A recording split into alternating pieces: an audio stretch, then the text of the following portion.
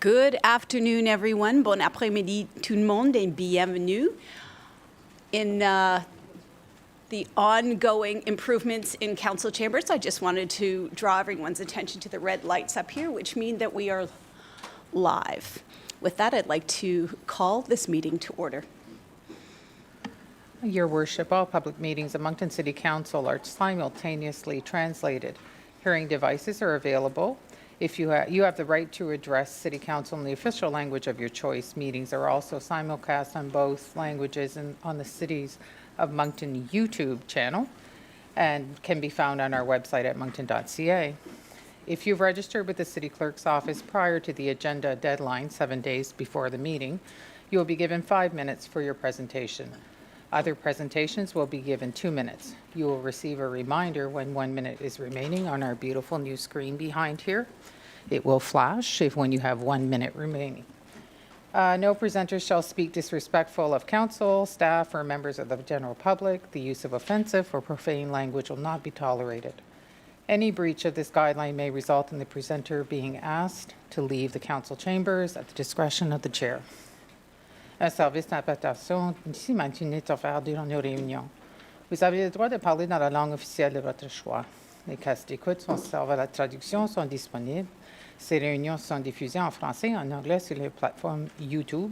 Les réunions sont également diffusées sur l'Internet à moncton.ca.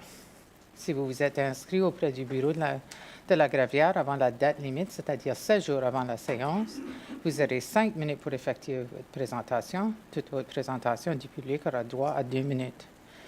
Vous aurez une indication qu'il ne reste qu'une minute sur notre écran en arrière. S'il vous plaît, aucun présentateur ne devra manquer de respect lorsqu'il parlera du conseil, d'un membre du personnel ou du grand public. Le langage blasphématoire et les propos offensants ne seront pas tolérés.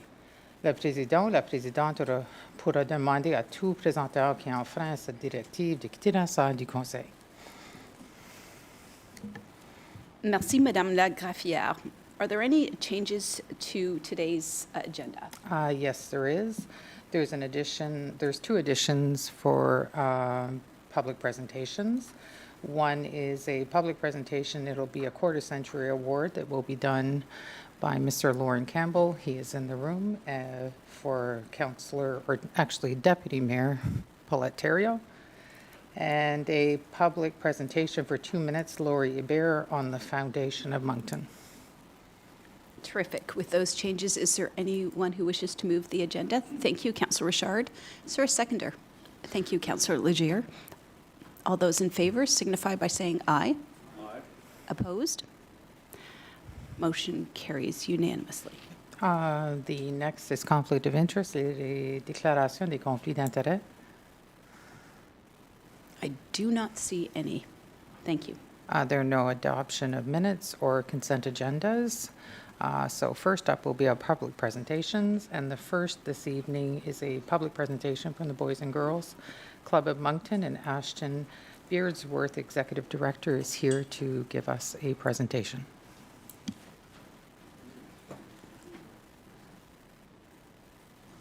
Welcome, Ashton. You can just press your microphone on.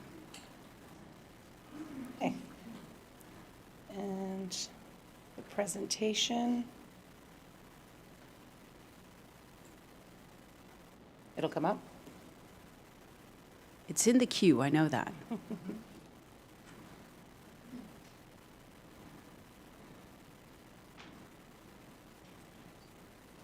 And there it is. Okay, thank you. So good afternoon, Your Worship and members of council. As you've heard, my name is Ashton Beardsworth and I am the Executive Director at BGC Moncton. And joining me today is Maria Mora, who is a participant in many of our various projects and programs at BGC Moncton, and is also our current Youth of the Year. So we just want to thank you for the opportunity to present and highlight some of the impact our work has had on our community and how we are continuously growing and adapting to meet the needs of our ever-expanding population. So our mission is to provide safe and supportive spaces where children and youth can experience new opportunities, overcome barriers, and build positive relationships, and develop confidence and skills for life. We believe that every young person deserves the chance to thrive, regardless of their background or circumstances. Now, our services do span the full range of youth development, so from early learning and right up until job readiness for young adults. So we have programs in education, character development, and newcomer youth services that provide essential building blocks for our members, helping them to find a purpose and place in our community. Now, I could go on all day about the 60-plus incredible programs that we offer throughout the year, but I won't do that. But I will say that our work goes far beyond our programs. It's a lifeline, a hot meal, a confidence boost, a pathway to education, and a source of safety. Whether youth are learning to cook, practicing a second language, perfecting that layup, or just coming in to get that warm, healthy meal that they've come to rely on, it's clear that BGC Moncton has become a home away from home. Now, our team has made tremendous strides over the past year, demonstrating our dedication to meeting the growing needs of our community. Last year, we provided over 61,000 healthy meals and snacks and facilitated 3,900 hours of literacy and numeracy support. We've also doubled our registered membership in just 2 years. And beyond those numbers, we also serve an additional 2,000 youth with our intercultural initiatives such as SparkFest, Black History Month events, and community workshops. We are proud to work with a diverse population of over 3,000 youth from 55 different countries, speaking over 20 different languages. To accommodate growing demand, we've expanded our services by launching new programs, adding additional childcare spaces, and introducing more educational opportunities. We also offer outings, events, and hands-on learning experiences, providing youth with real-world opportunities that enrich their development and inspire them for their future. Now, our operating budget has seen substantial growth, doubling in the past 3 years. This increase reflects rising costs across all areas of our work, from program delivery to essential services, as well as our intentional efforts to expand our capacity and introduce new programs. This growth has been necessary to meet the increasing needs of our community, ensuring that we can continue to provide high-quality support and opportunities for our youth. Now, we are so grateful to the City of Moncton, who helped make this possible by providing us with sustainable operational funding year after year. Now, as our programs continue to grow, we also face new challenges. We are dealing with limitations on our facilities and space increased demand. So, for example, we had 600 spaces occupied on our wait list for our summer camps alone this year. And we are also facing higher costs for running our programs and operations, and as we all know, competition in the nonprofit world for both talent and resources. So your support is crucial as we work through these obstacles.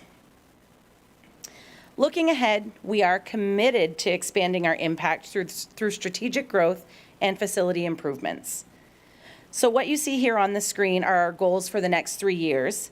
And on the checklist are the items that we must put into action in order to achieve these goals. We are currently researching opportunities for a second location and making significant upgrades to our current facilities, including a new roof estimated at over $650,000. And of course, other essential enhancements. Now, these investments will allow us to increase our capacity and serve even more children and youth. By creating accessible, safe, and sustainable spaces, we aim to eliminate barriers, reduce wait lists, and ensure that no young person goes without the support that they need. In closing, I want to emphasize that our journey has been made possible through strong collaboration and active community involvement, particularly with the city and our council members. As our city continues to grow rapidly, working together is more important than ever to meet the needs of the evolving needs of our youth. Your support is instrumental in shaping a bright future for thousands of young people. Together, we can build a community where every child and youth feels valued, supported, and empowered. Thank you. Well, thank you very much, Ashton, for being here today. We really appreciate that. And is it Moira? Maria. Maria, thank you for being here as well. I don't see any questions for you. Oh, I do. Councillor Crossman, go ahead. Thank you, Your Worship. Ashton, thank you for being here and bringing a guest with you today. I've always said that the Boys and Girls Club is one of the best boards that I sit on and people that I get to work with across the city because they are truly dedicated to the youth of the city and making sure that they have the services that they need. I know we're kind of distant when we sit in the boardroom and have these conversations and look at programming and the ways that we as a board can help you offer programming to the youth, so on and so forth. But I do have a few questions, if you don't mind. Sure. Because I've always struggled with this at every meeting that we've had, and they're never public. So all the spaces in the current building are currently being leveraged, and you talked about that in your slides. And how are you able to grow based on the amount of increases that we've seen in youth coming through the doors? Absolutely. We have had to get very creative with our building. In the last year, we've actually taken our storage space and put in windows and beautified it and made it a great space for youth. But we're leveraging every space in the building. So we're actually sometimes having to rent off-site locations in order to facilitate programs. So for example, all summer we've been, the last couple of years, renting the community hub in order to run our job readiness and entrepreneurship programs. Okay, that was another question I had, was the off-site facilities. Obviously, as Moncton continues to grow, I know that, the BGC purchased a bus, and I know that we're drawing kids from all across Moncton. Are we looking at possible other locations throughout the city as well to grow, pending staffing, obviously, and resources along that line? Yes, absolutely. So we're kind of in the research phase of that right now at looking what's out there, what's available, how we can partner, because of course it's just not realistic to say we're going to go buy a new building. So we're looking at ways that we can do that efficiently and in a way that's benefiting us and potentially benefiting other organizations. Okay, and I know we've done some great work in the gym. We've done the bus that I just mentioned as well. So how do you obtain these funds for your recent renovations, and does the city contribute to any capital projects that go on within the building? Right. So we do receive operational funding from the city, but not for those capital projects. So those projects are made possible through fundraising. So it's community members who are stepping in to help fundraise for that, and as well as different grants, be it through provincial or federal government. Okay, but we don't contribute to anything outside of programming, so operational only, no capital? No capital. We don't put any money into the roof, we don't put any money into the windows, nothing to support the building, just the youth and the services within the building? Yes, correct. Okay, good, perfect, thank you for clarifying that. And have you managed to, I know that you've managed to increase your revenue to keep up, but how do you continue to increase based on current cost? Inflation is through the roof. You have a 3-year grant, I do believe it is, with the City of Moncton, which doesn't get opened for 3 years. So inflation goes up, costs to the youth go up, costs to your services go up, and, we're all about getting the youth off the road and off the streets so that they're not the next homeless person or struggling for services. And I'd like to know how you do this. Yeah, we have a great fundraising team who works tirelessly at this. Unfortunately, a lot of the grants and funding are not offered multi-year. So it is hitting the road running every year to find funding, partnerships, corporate donors, and those start-stop funding streams, unfortunately. All right, my last question would be for the guest that you brought with us. If there's anything she would like to add to the conversation. You said she was the Youth of the Year, so if she may want to introduce herself and give us a little background on how she became involved with the BGC. Then thank you, Worship. Hello, my name is Maria. I'd like to add that this program, the BGC, for all the time I've been present for the BGC members and the BGC youth, I've always been grateful for all the people I've met. It's always been helpful. I always feel thankful with the club because I've met so many people and I've learned so many things in there. So it's really helped me in my life. Thank you. Thank you, Maria. Councillor Richard. Merci, Madame la Maire. Thank you, Ashton and Maria, for coming to see us today. And I'm gonna start with the last slide. I'm not sure if this was on purpose or not, but that last slide finished with youth that looked older, a bit older than the prior photos in the presentation. And to me, that showed exactly why we should be investing in our youth, and since they are our future leaders and decision makers. I smiled when we talk about BGC Moncton as the best kept secret. Since my first step into BGC Moncton, I've been telling people it's a hidden gem, and I'm not sure if gem is the proper status. I don't know if there's how high we can go. I think everyone in our city should be aware that programs at BGC Moncton actually offers to all age groups, plus the meals, the life lessons, the education. Third slide was a real eye-opener. Diverse nationalities, cultures, programs, meals, and still all in the same building, as Councillor Crossman was mentioning. Doubling the members came with doubling costs, all maintain the same services to these deserving youth. I want to question you on snacks, meals on a regular basis. I saw that. How do you guys, with everything else that you're paying for, how do we feed these youth? Well, you know, it's a priority. So it's something that we have to make happen every year. You know, when youth are coming in, how can they focus on, you know, getting to the task at hand or bettering themselves or, you know, doing a leadership program, whatever it is, if they're coming in hungry every day? You know, it's just not possible. It's not the right way to do things. So when they come in every single day, Monday to Friday at 5 p.m., everyone has access to supper and then snacks throughout the night, and then every Saturday for lunch. So 6 days a week, you know, every youth that's involved in our program, even if they just want to come eat and leave, they're welcome to do that as well. It's really important, and of course, as we mentioned earlier, it's those increased costs, and it is a challenge, and we have to work really hard to find the funds for that. We did have a funder over the last few years for through BGC Canada, and unfortunately, that funder has decided to go elsewhere rather than to continue to fund BGC Canada. So again, we just work and do everything we can to get that funding in because it's extremely important to our programs. Awesome. Maria, if you don't mind, so on the line of snacks and food, have you been able to work around the kitchen, the new kitchen that's there? Okay.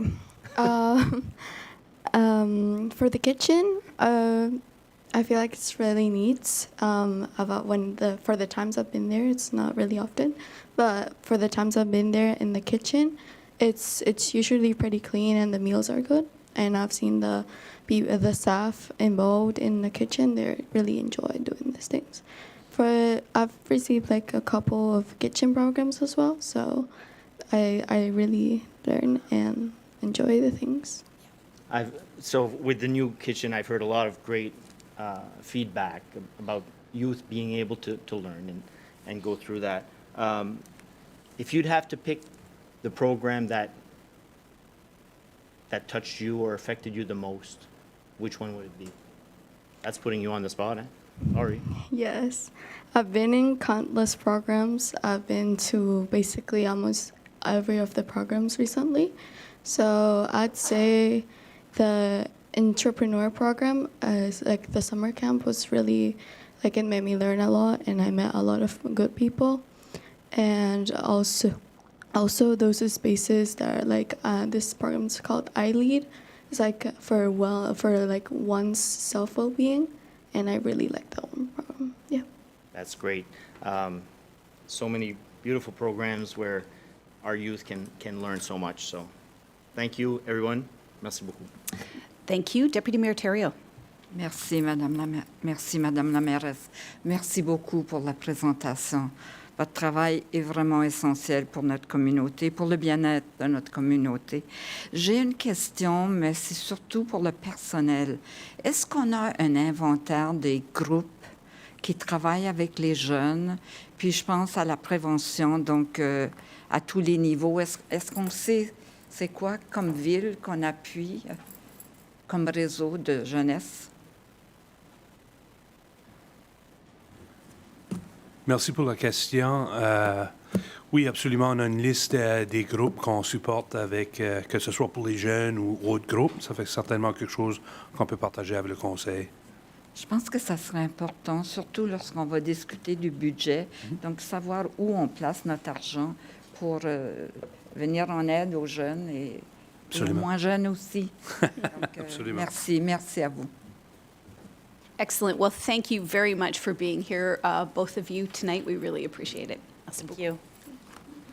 Our next presentation is a 2-minute presentation, and first up will be Lauren Campbell from Resergo Place. He is here to provide an award to Deputy Mayor Terrio.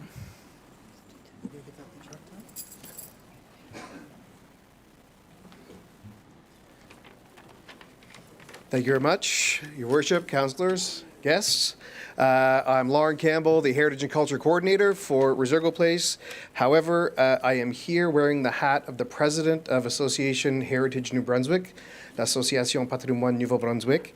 We had our 50th anniversary conference this past week. During the banquet, we do get nominations for various awards. So this year, unfortunately, Paulette couldn't be there, so Councillor Terrio, I will read very quickly in 1 minute, 30 seconds, what was read when the award was announced for you that evening at the banquet. Paulette Terrio, conseillère municipale et mairesse adjointe, effectue actuellement son 4e mandat en tant que conseillère municipale et, au cours de son mandat, elle a été une ardente défenseuse de la préservation du patrimoine. Elle a fondé le Festival littéraire international Northrop Frye en 1999.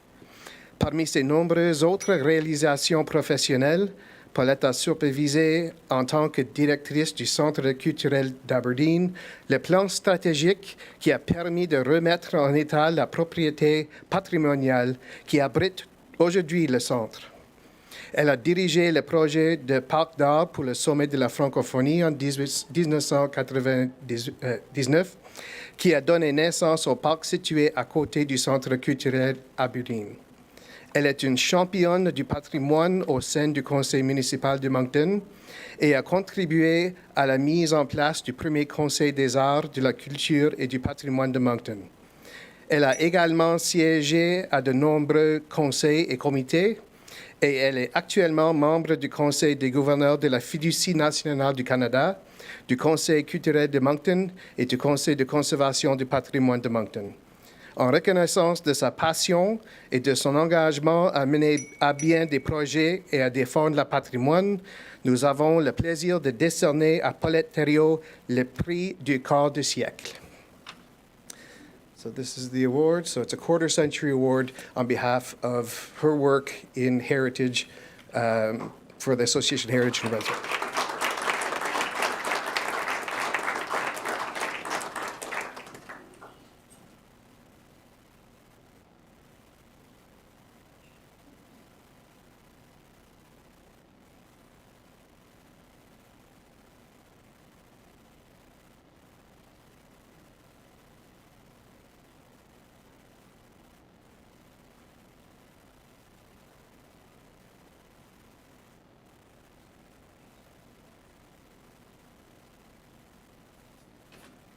Just a quick addendum that that's a nominated award. I was the nominator, so I get to post nominate and present. It had to be seconded. It was seconded by Blaine Hogue, the chairman of the Heritage Board. Well, félicitations. It's so well deserved. Thank you. Our next 2-minute presentation is from Lodi Ibab, and he's here to speak on the foundation of Moncton.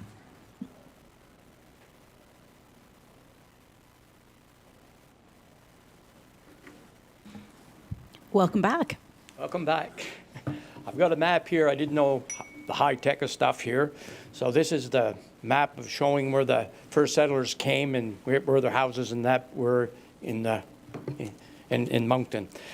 The maps that I present to you are actually the first map of the city of Moncton long before it became known as the city of Moncton. The map shown the exact location of the 1766 homestead and cabins of the first inhabitants that came from Pennsylvania in 1766 and settled in what is now known as the city of Moncton. Prior to the settlers, the location now known as the city of Moncton was occupied by the Acadians who were deported in 1756. The map shows all the Acadian sites that exist in what is we know now as the city of Moncton. The only structure that survived this deportation is an Acadian mill located in the city of Moncton. It is my hope that the information presented here will be useful with respect to the city's plan for the redevelopment of the Petitcodiac riverfront. If you have any more details or information that you need, please contact me. And my phone number is 506-381-7607. So I have all the maps that is required. I can show you the homesteads they were. It's a shame that no one is following up on this. No one's really paid attention. The map that I'm using is from Anthony Wayne, and he would come up here in 17. He come up hired by Benjamin Franklin, and they're the ones that settled in Moncton on the river. So it's I feel very important that this is part of the development of the Petitcodiac riverfront. Terrific. Thank you. Councillor Bourgeois. Merci beaucoup, Madame la maire. Merci, Laurie, pour ta présence et ta présentation. C'est juste un petit commentaire pour dire que c'est pas vrai qu'il y a personne qui assure le suivi à ça, là. Je sais que Nation Prospère Acadie, qui est le groupe qui avait revendiqué pour une plaque honorant Joseph Broussard des Beaux-Soleils, qui a été dévoilé la semaine passée, sont en train de travailler sur une sorte de demande de financement pour faire une étude, pour planifier justement comment on fait pour reconnaître et valoriser les établissements acadiens patrimoniaux qui étaient là avant la déportation. Bien sûr, il n'y en a pas beaucoup qui survivent parce qu'ils ont pas mal tout été brûlés à l'époque. Mais il y a un suivi, là. Une Nation Prospère Acadie est en train de développer un projet là-dessus. Là. Yeah. Merci, Madame la maire. As far as Beausoleil, I'm the one that found where Beausoleil Village was. I purchased the land, and in the last 6 years, I've been developing it. I found what I believe to be 3 homesteads on the site. I can show you all the Acadian sites where the Aboiteaux were. I can go from Hillsborough to Salisbury. I can show you every first house. I can show you all the first houses in Moncton. James Charter was first at the first one that's buried at the Free Meeting House. No one really paid attention to James Charters. You'll find eventually that he was very important to the city. So I've been doing a lot of research on the Acadians. I've going to show you all the first houses after these settlers were in Moncton. James Charters was the first one to give a piece of land for a school. I found where I believe to be where the chapel was, the French chapel that was burnt in 1758. It was on the Petitcodiac road, going to the Petitcodiac River. I don't believe that everybody's got that information, but if they do, well, if you feel that you have all the information, well, I'm just doing what I believe to be right, and here shows exactly where these houses were, and if it interests you,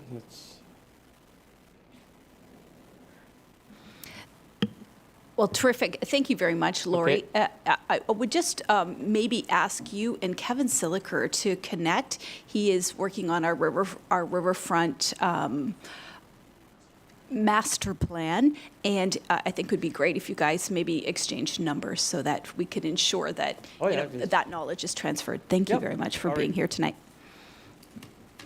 Your Worship, that concludes public presentations. Now administration presentations, and the first up is an update from the RCMP Superintendent Benoit Jolet.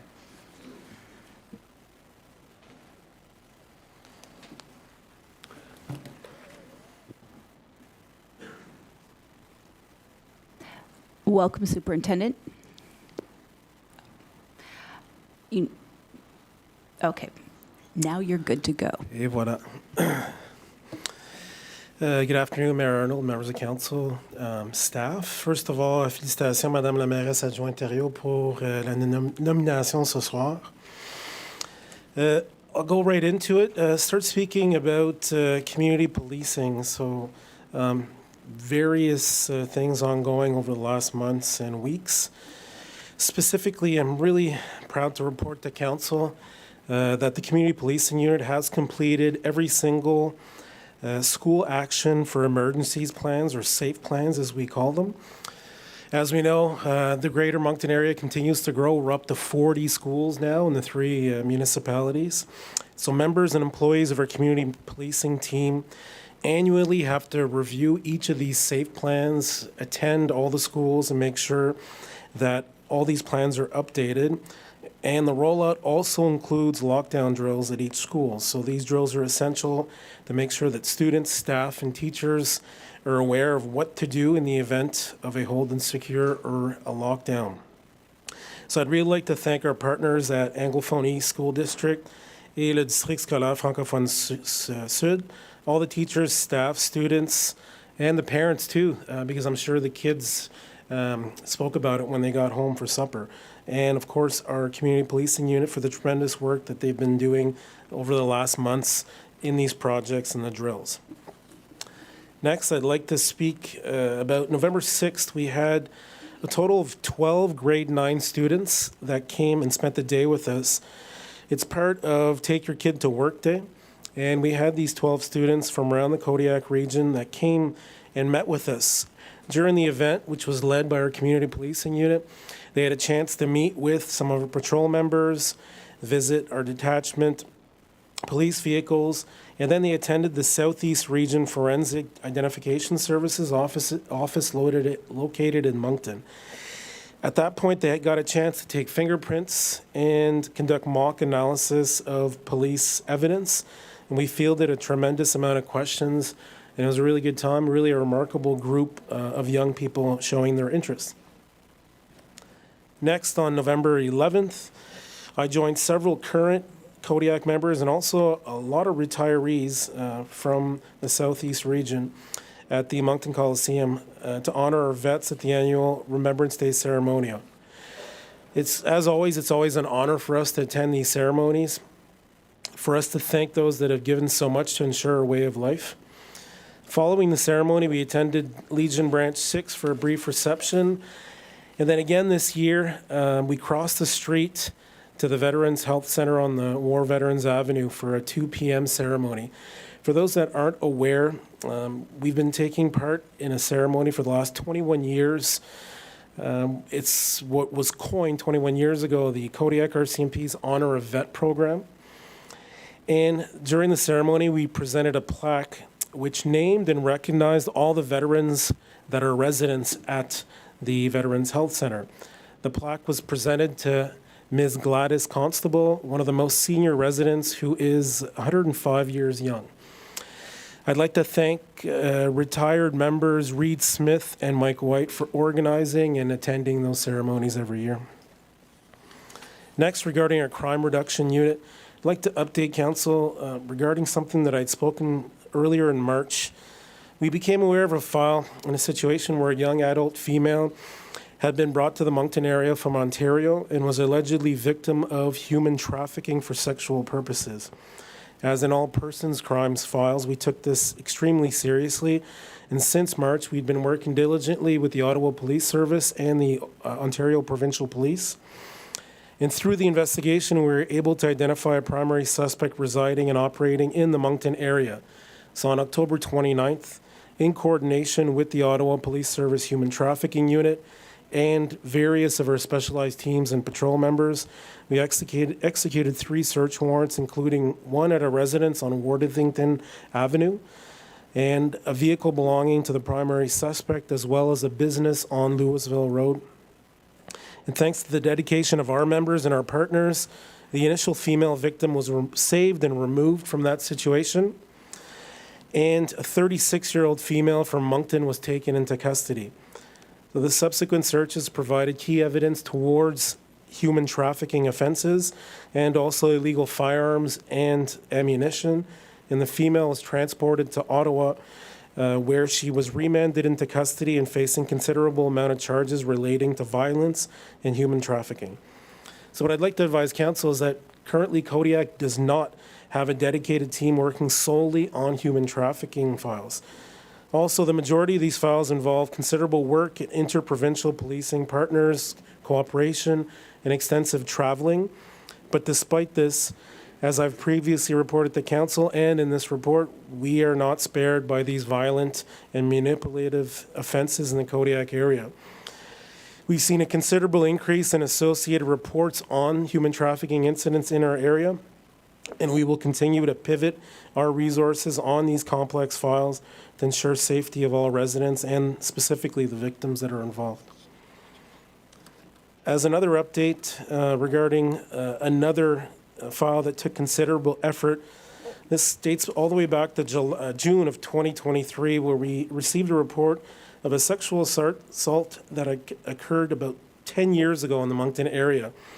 Through the subsequent investigation, we were able to determine that an individual had used nauseous substances to render a victim unconscious prior to the assault. At that time, we had executed search warrants at 2 locations in the Greater Moncton area, and a 36-year-old man was arrested and taken into custody. Fast forward over the last year and a half, we identified multiple other victims and that the individual had in fact been operating in the Greater Moncton area and also in the Greater Edmundston area over the last 13 years. So in March of this year, the man returned to court to face additional charges, and then a week later ended up pleading guilty to several charges, including sexual assault, other violent offenses, and issuing a nauseous substance. And 2 weeks ago, on November 4th, the man that was originally charged, now 37 years old, was sentenced at Moncton Provincial Court to a 16-year prison sentence for the extremely complicated and voluminous investigation. He was also ordered to register for the National Sex Offender Registry in various conditions at the point of release in 16 years or less. So I'm extremely proud of the team that was working on this file. Our entire general investigation section were working on this investigation. And what I'd like to advise the public is that if anyone's been victim of a sexual assault or any kind of sexual violence, that regardless of when it occurred, they can make a complaint at any time. If you're a victim of a sexual offense, please call us. Come see us. We will listen, we'll take your complaint seriously, and we will definitely act. Finally, regarding our patrol section, due to the diligent work of our team and also investigators, we saw a very busy summer month, and through the work of our analysts in identifying who's causing the most harm in our community, 15 of our most habitual offenders who are responsible for a significant amount of calls for service regarding property crime, associated violent acts against persons are currently incarcerated. And these are offenses ranging from vehicle thefts, break-and-enters, and other thefts. The majority of these 15 offenders, however, will be released in the new year. But our team is going to continue to put pressure in these files, in these investigations, and keep track of these individuals through our criminal analysts so we can ensure that we can focus our resources on the individuals who are causing the most harm in our community. Next, with the holiday season coming, I'd like to remind all residents that the dangers of driving while impaired. Our patrol members are going to be out in the weeks to come and doing impaired driving blitzes. It's always fun to get together, family, friends, and coworkers, but everyone has a part in ensuring that we all get home safely. So have fun, but please make smart decisions and have a plan. On a similar note, this time of year, we always see an influx in the Greater Moncton area in hotels, whether it be sporting events, concerts, tournaments, people that are here from across the province here for shopping. Again, a reminder to keep your valuables where they're safe and not visible in the back seat of a vehicle at a hotel, and keep your doors locked. Obviously, in those types of times, we always relocate some of our resources to specifically do some of those checks and some of those patrol, but everybody has a part to play. And finally, I'd like to thank the organizing committee of the Royale Santa Claus Parade, myself and members of the Kodiak RCMP and other areas of New Brunswick RCMP will be here this Saturday, November 23rd at 5 p.m. Come out with your friends and families and cheer all the parade participants. But I'd like to add that again this year, we'll be collecting non-perishable goods for a food drive at the start of the parade. And if anybody would like to bring any of those items on Saturday afternoon, there are a lot of needy families in the Moncton area that will appreciate the support and the donations. Thank you. Thank you, Superintendent. I don't see any questions at this time. I know this isn't your jurisdiction, but those 15 people who have caused a lot of harm in our community, who are currently incarcerated, do we know if anyone is working with them right now within our correctional facilities to ensure that once they are released in January, that they might, Rehabilitate? have opportunities, Yes. positive opportunities? Yeah, no, Arnold, it's a good question. It's something that I can check. Just recently, last week, we had a presentation from the Parole Board of Canada, for example, in speaking about federal offenders and what exactly their process is. But I will definitely get that information and I'll send it off through. Terrific. That would be great. Thank you. Appreciate you being here tonight and at the Santa Claus Parade. Thank you. Thank you. Notre prochain item, c'est une présentation du comité sur l'inclusion sociale et notre directrice Isabelle Leblanc, la directrice générale des services communautaires, va introduire l'item. You need to press your button. There we go. No better. There you go. Alors, bonsoir. Effectivement, comme vous savez, on a un nouveau comité d'inclusion sociale ici à la ville de Moncton. And tonight, we're happy to have with us Francis Leblanc, who was the co-chair, if you recall, last year of the Social Inclusion Working Group, who put together the new social inclusion plan called Better Together. She also, hosted the Social Inclusion Summit, so she's a very familiar face in our community. And she's here to talk about the progress that the Social Inclusion Committee is making with certain items on the plan. And I believe, Diani Blanco is here as well. Diani is the chair of the Social Inclusion Committee.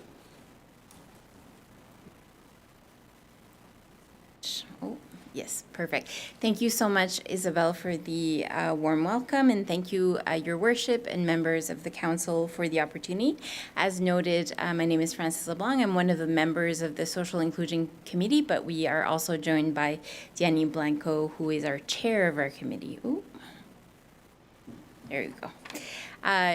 Quick overview of what we want to provide as context. So really an update for Council on the process since you've approved the new governance structure in March and the appointment of 10 new committee members, including Councillors Bourgeois and Councillor Richard, with Vincent Merola as our staff liaison. We've also had the opportunity to collaborate with, for example, Angelique Reddy-Kalala and others to make sure that this is really comprehensive work. So as you recall, Better Together Moncton's social inclusion plan was presented to council in late 2023, and the committee was tasked to operationalize the very ambitious 16-pillar plan and how we were going to achieve this, not only from the City of Moncton's perspective, but also in a collaborative manner with staff, but also other community organizations. So we started by differentiating the different levels of responsibilities within the plan, and then went through a robust, I'm going to get it right eventually, a robust prioritization exercise. So we started as a committee to look at the different pillars. We also looked at different activities and making sure that we were prioritizing based on urgency, and also maybe those low-hanging fruits that were quicker to implement. And then building consensus within the committee that led us to develop a action plan. What we also wanted to do is making sure that we had the right foundational elements in place. So we used our friend AI to help in determining the interrelationship between different elements, and found that, in fact, data and coordination were the first foundational pillar. We needed robust data to be able to build on to then meet inclusion and access, community engagement, transparency, and collaboration and support. So the following slide is a condensed version of our action plan, or key priorities moving forward for the next few months, and then we will build on those. Those include hosting an annual summit and workshop, which I'll talk about briefly. We also want to do public awareness campaigns on key topics impacting social inclusion in the City of Moncton, building neighborhood profiles, so that data point that would allow us to better understand the areas of need, and then building programs or recommended programs, ensuring more access, multilingual access to signage, building capacity within the non-for-profit sector, and that will largely be done also with the Regional Service Commission, who's also doing some important work. Looking at microgrant program for multicultural or integrative activities, as well as intergenerational dialogues between youth and seniors and others in our city, as well as expanding community engagement. And then quarterly presentation to council on different topics, looking at permanent resident voting and affordable internet plans.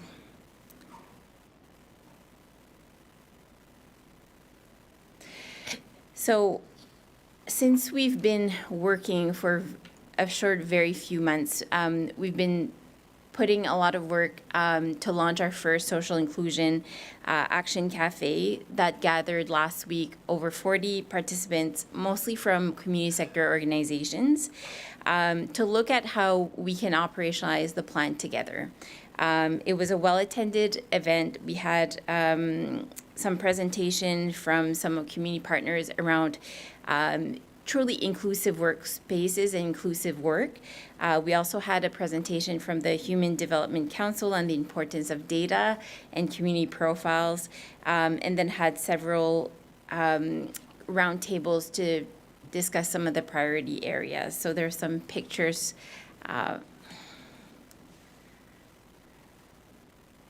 Just a really quick overview, the committee really wants to make sure, obviously, it's accountable to council. So we did develop a proposed budget for the initial allocation of funds that was granted to the committee this year. We hope that our work will also generate more support for upcoming years to make sure that the plan can be really operationalized to the full of its capacity. But certainly we're working really closely with community partners to be make sure that we can amplify those resources as well.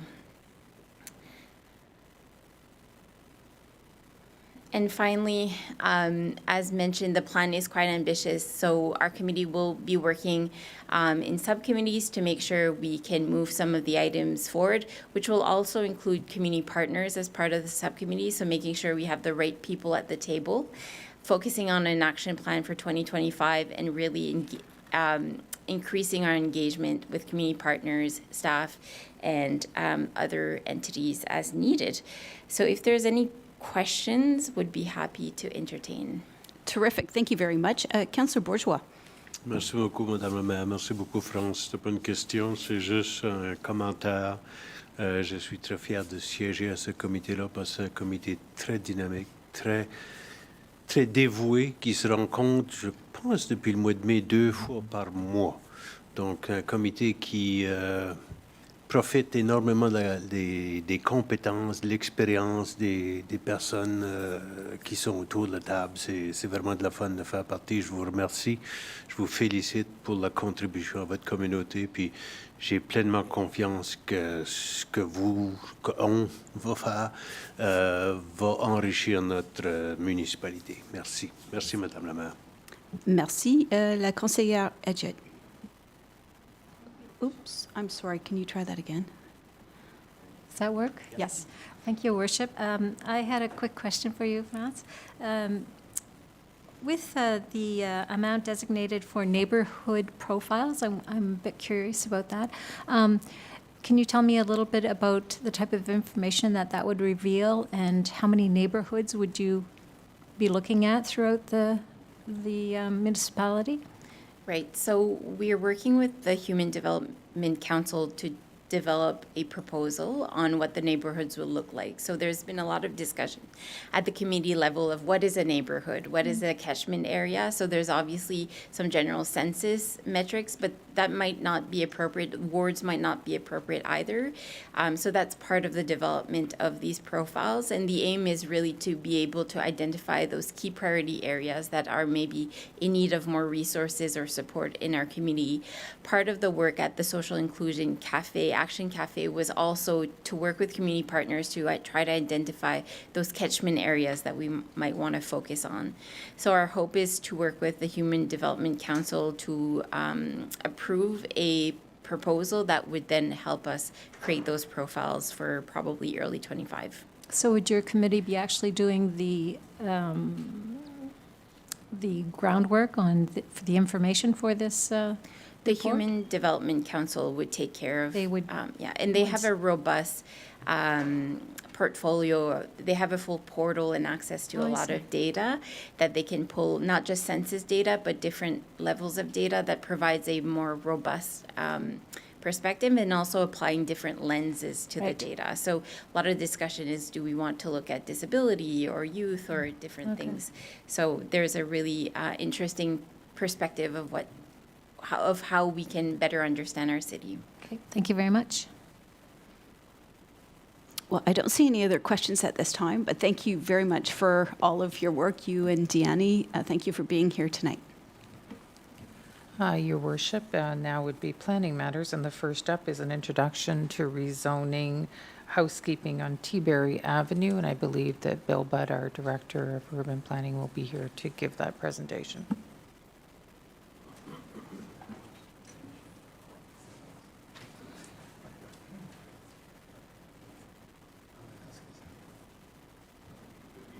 Bill, I just need you to press your microphone. There you go. Good evening, Your Worship and Council. I'm going to be introducing kind of a housekeeping amendment to the zoning bylaw. And it's essentially, there's two properties that we're looking to swap zoning.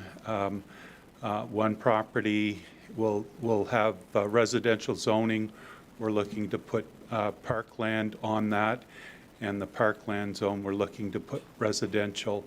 It involves rezoning a portion of 197 and 199 Teaberry Avenue from P1 community use to R2 two-unit dwelling, and part of another PID from R2 two-unit dwelling to P1 community use. So the property is located in Ward 3. You can sort of see it located on the aerial map to the right. It's in a subdivision, I believe it's called Mountain Way Estates, and where the Maplehurst Road Street, Maplehurst Drive is located. And a few years ago, the developer did a master plan for this residential mixed community, and there was an overall objective of getting a trail walkway system connected to the north west trail system. Sort of see that located highlighted in a red circle up on the top left. And what's being proposed is just shifting it slightly to accommodate a more efficient layout of building lots in this subdivision. So it's just shifting a few meters.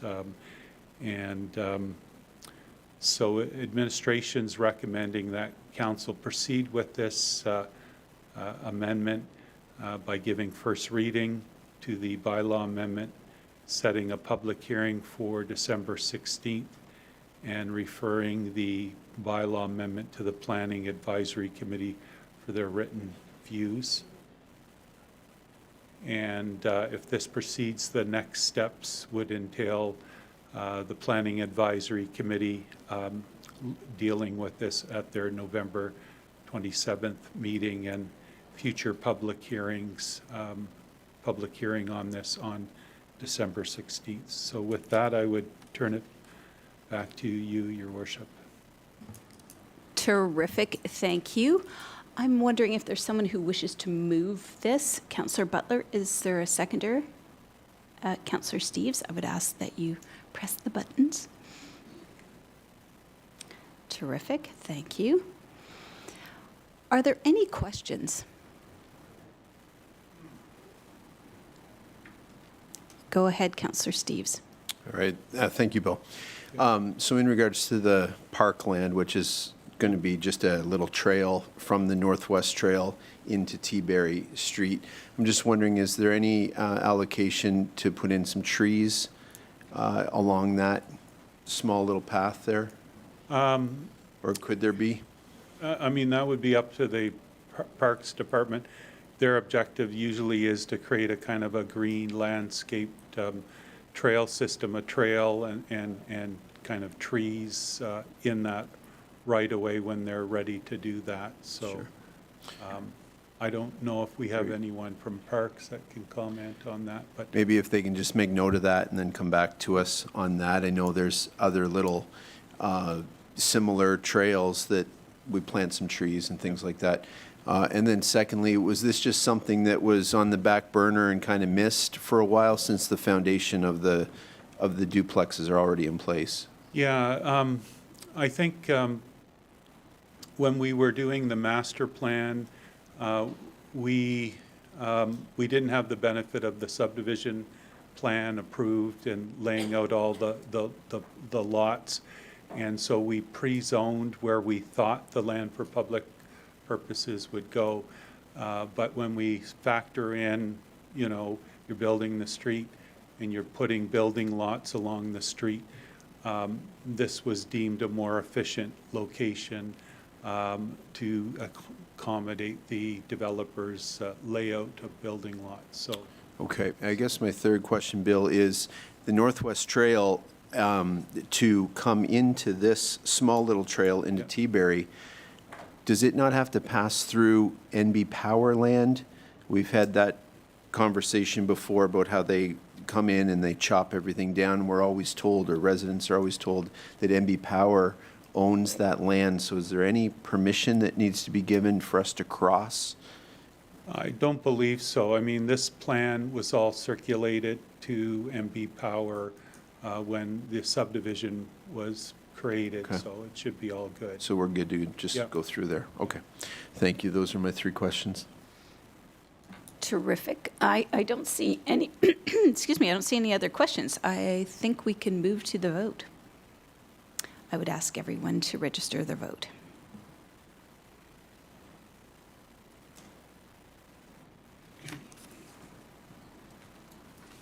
Terrific. The motion passes unanimously. Thank you.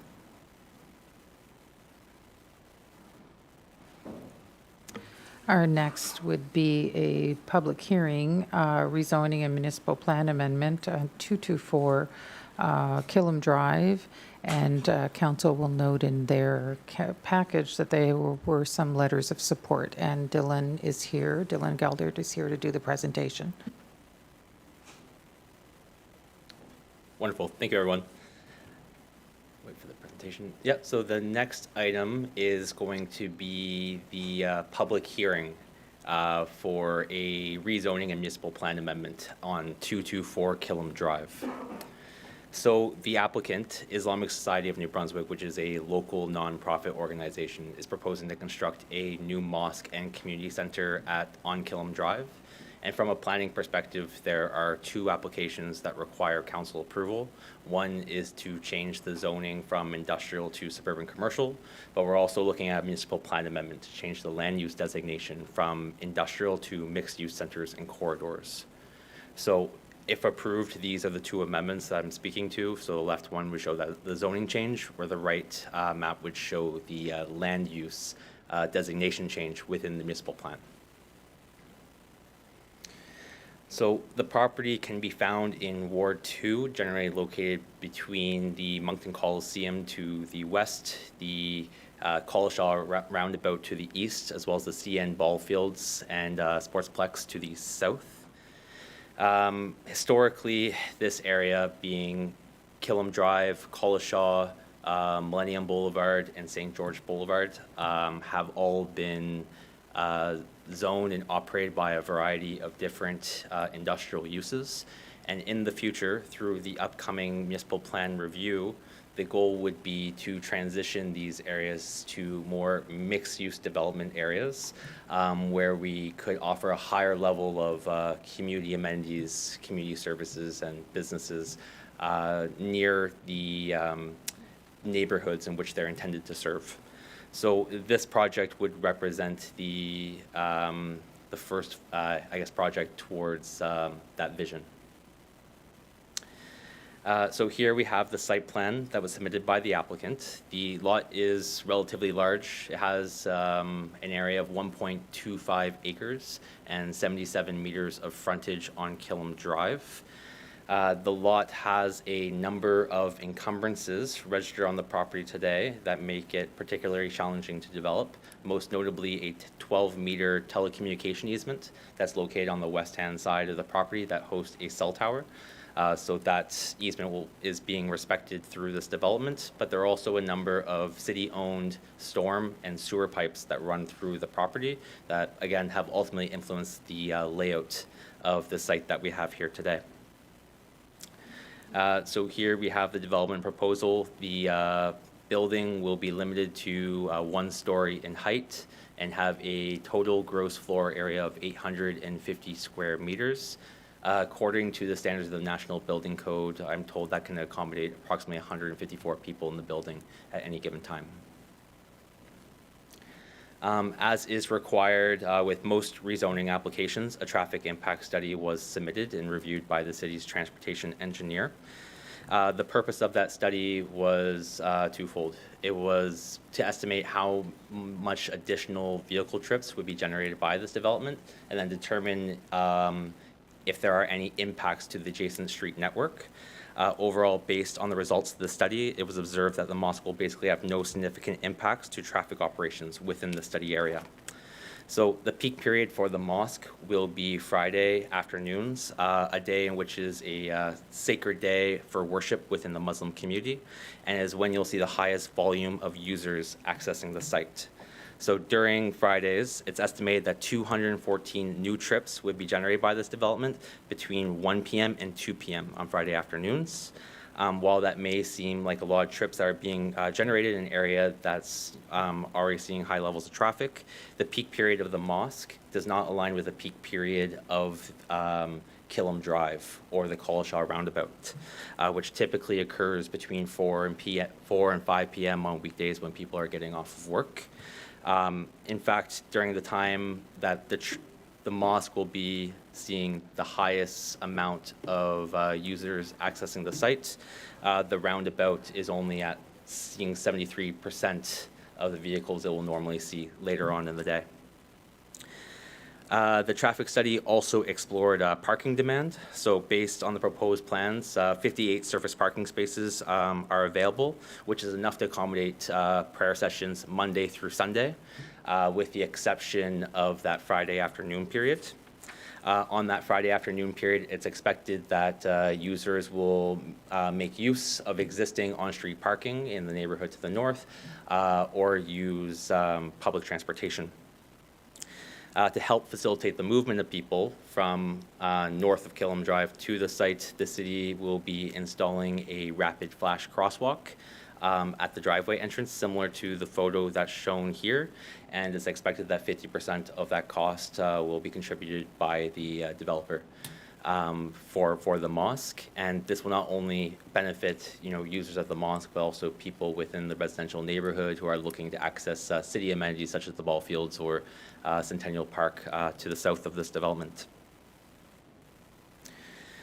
During the public presentation in October, administration was also asked to consider the merits of disposing a portion of land that's highlighted here in red to be used for additional parking for this development. So this would have been reviewed by the city's development review committee, and at this time we do not recommend disposing of the land, but rather retaining it for future purposes.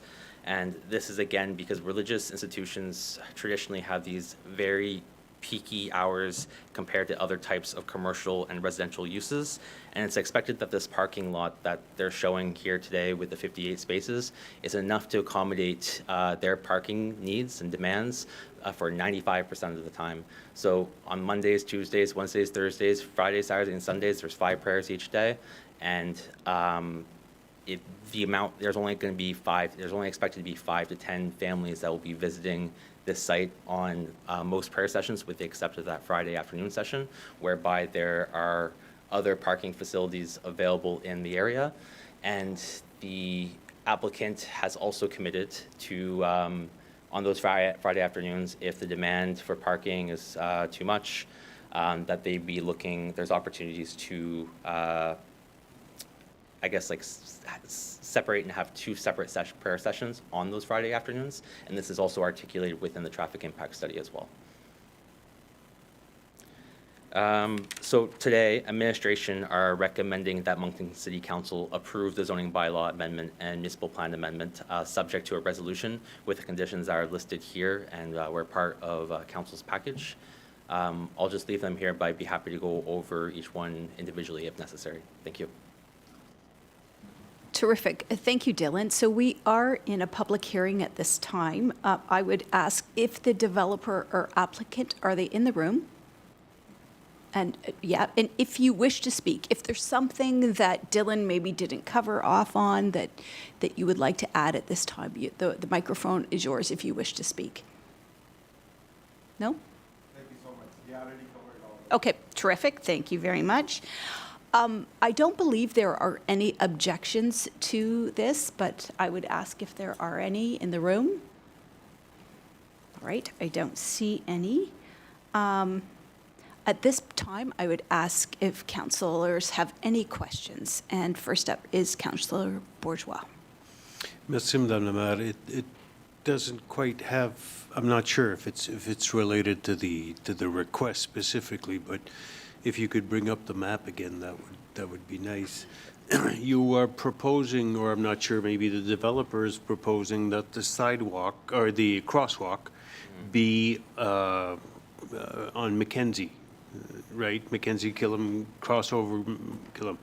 Now, if we are going to keep the property at the other end, the south side, if we pursued Le Ménager, that would give access to the Sportsplex, right? So why not have the sidewalk at Le Ménager?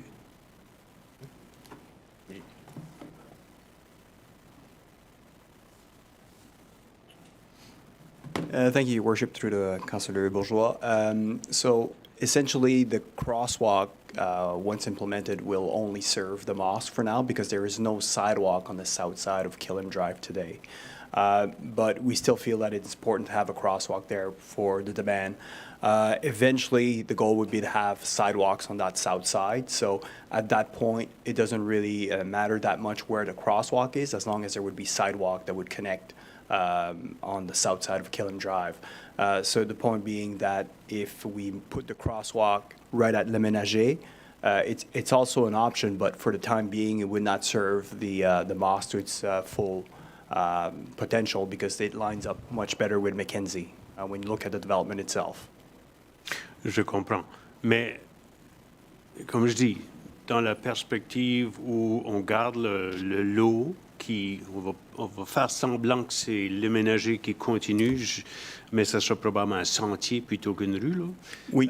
Donc, tout le monde qui reste proche de la Ayer, à l'ouest de ça, il faudra qu'il marche un bloc de plus.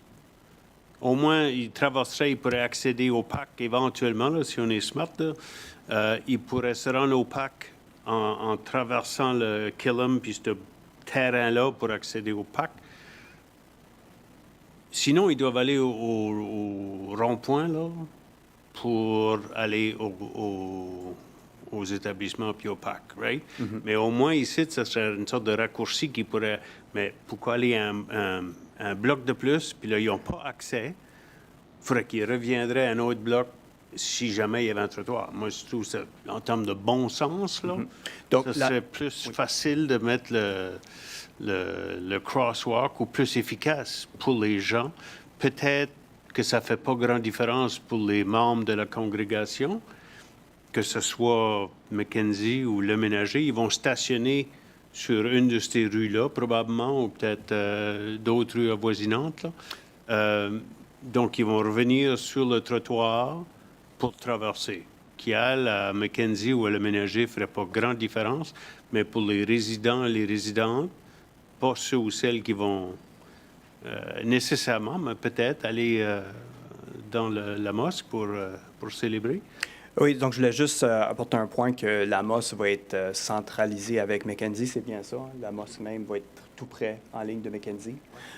Donc la plupart du stationnement de rue dont on fait référence dans le rapport sont dans la rue Mackenzie et vers l'est.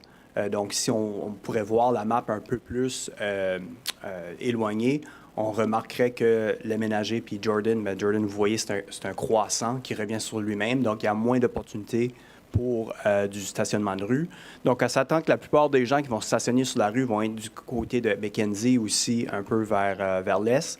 Donc, la même logique s'applique ici. Si jamais la traversée piétonne sera Le Ménager, mais là, on forcerait les gens à faire quand même un petit détour pour revenir à la mosquée. Puis, pour l'instant, le développement qu'on voit devant nous, c'est la mosquée et non pas le sentier qu'on prévoit peut-être dans le futur. Donc, non, c'est ça. Je me demandais au début si c'était relié ou pas, mais vous l'avez inclus dans la présentation. Ça fait c'était mon seul commentaire. OK, merci beaucoup. Merci, Madame le maire. Merci. Thank you. I don't see any other questions at this time. I would, anything that the proponents, any last minute, anything you'd like to add?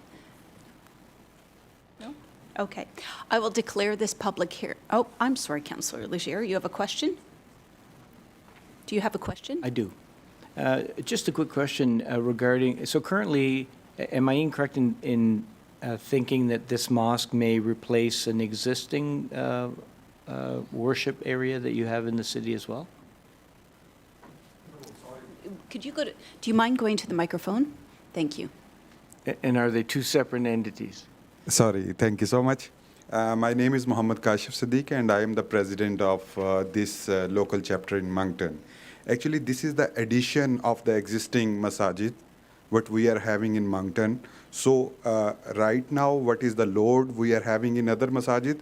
It is going to take some load from those masajid for this place. So this will be the enhancement of the existing one. It is not going to replace any existing one. So you'll have two locations then, okay. There are or several. There are some other locations in Yes. Moncton, and this is the new proposed location, which will cover the most of the people who are coming from the north end are from the local neighborhood it will be the best place for them to come and offer the prayer there. Okay, great. Thank you very much. It's a really nice plan, and certainly I think a really good location. And you've certainly thought about how you would accommodate if there was in the future some issues around traffic and things like that. So I think that was well thought out. So thank you very much. Thank you. Thank you. At this time, I will declare this public hearing adjourned, and I would then go to a mover and seconder. Is there someone who wishes to move? Thank you, Councillor Leger. Is there a seconder for this? Thank you, Councillor LeBlanc. I would ask that you press the buttons. Oh, just one moment. We're starting over.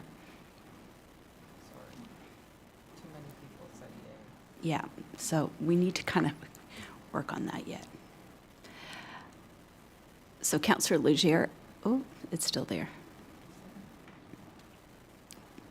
Oh, right. Councillor Leger, I'd ask that you move it, and Councillor LeBlanc, I ask that you second it. Terrific. Thank you. Are there any other questions or debate on this at this time? I see none. I think we can move right to the vote.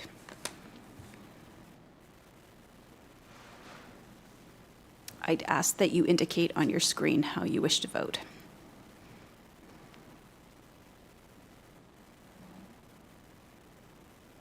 And the motion passes unanimously. Thank you.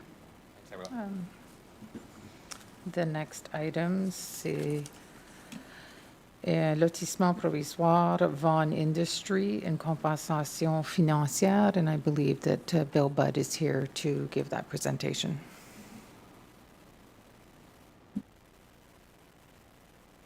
Of a new subdivision application by Vaughan Industries, located in Ward 2 off of 40 Enviro Drive, as shown here in this aerial image. And the purpose of the subdivision plan is to create a new lot 24, for future building purposes. And land for public purpose is not required for this, and the city is requiring cash in lieu payment for this lot. And the recommendation is to require cash in lieu of land for public purposes in the amount of $25,787.83 for this subdivision. So with that, I would turn it back to you, Your Worship. Thank you very much, Bill. Is there someone who wishes to move this recommendation?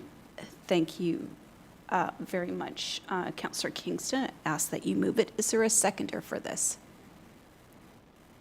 Thank you, Councillor Richard. I'd ask that you indicate that on your screen.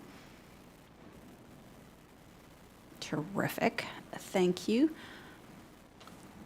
Are there any questions? I don't see any. I think we can go to the vote.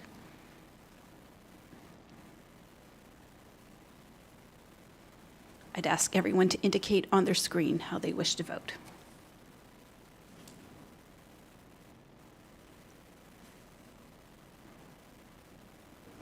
Councillor Butler is not present for the vote. 10 in favor. The motion passes unanimously. Thank you. The next item is a tentative subdivision again. ALT Go C Commercial Properties. It's cash in lieu, and I believe, again, Mr. Budd is here. Yes, a very similar application. It's located in Ward 1, as shown here, off Caledonia Road. And the proposal is to create a building lot 24-1 for future building purposes, and to create lot 24-2 to accommodate the existing conditions of the property. and this is the subdivision plan, and the city's not requiring land for public purposes and is recommending cash in lieu payment of $19,732 for this application. So with that, I would turn it back to you, Your Worship. Thank you, Bill. Is there somebody who wishes to move this recommendation? Councillor, or Deputy Mayor Theriault, do you wish to move it? Thank you. I'd ask that you indicate that on your screen. And seconded by, is there anyone who wishes to second it? Thank you, Councillor Crossman.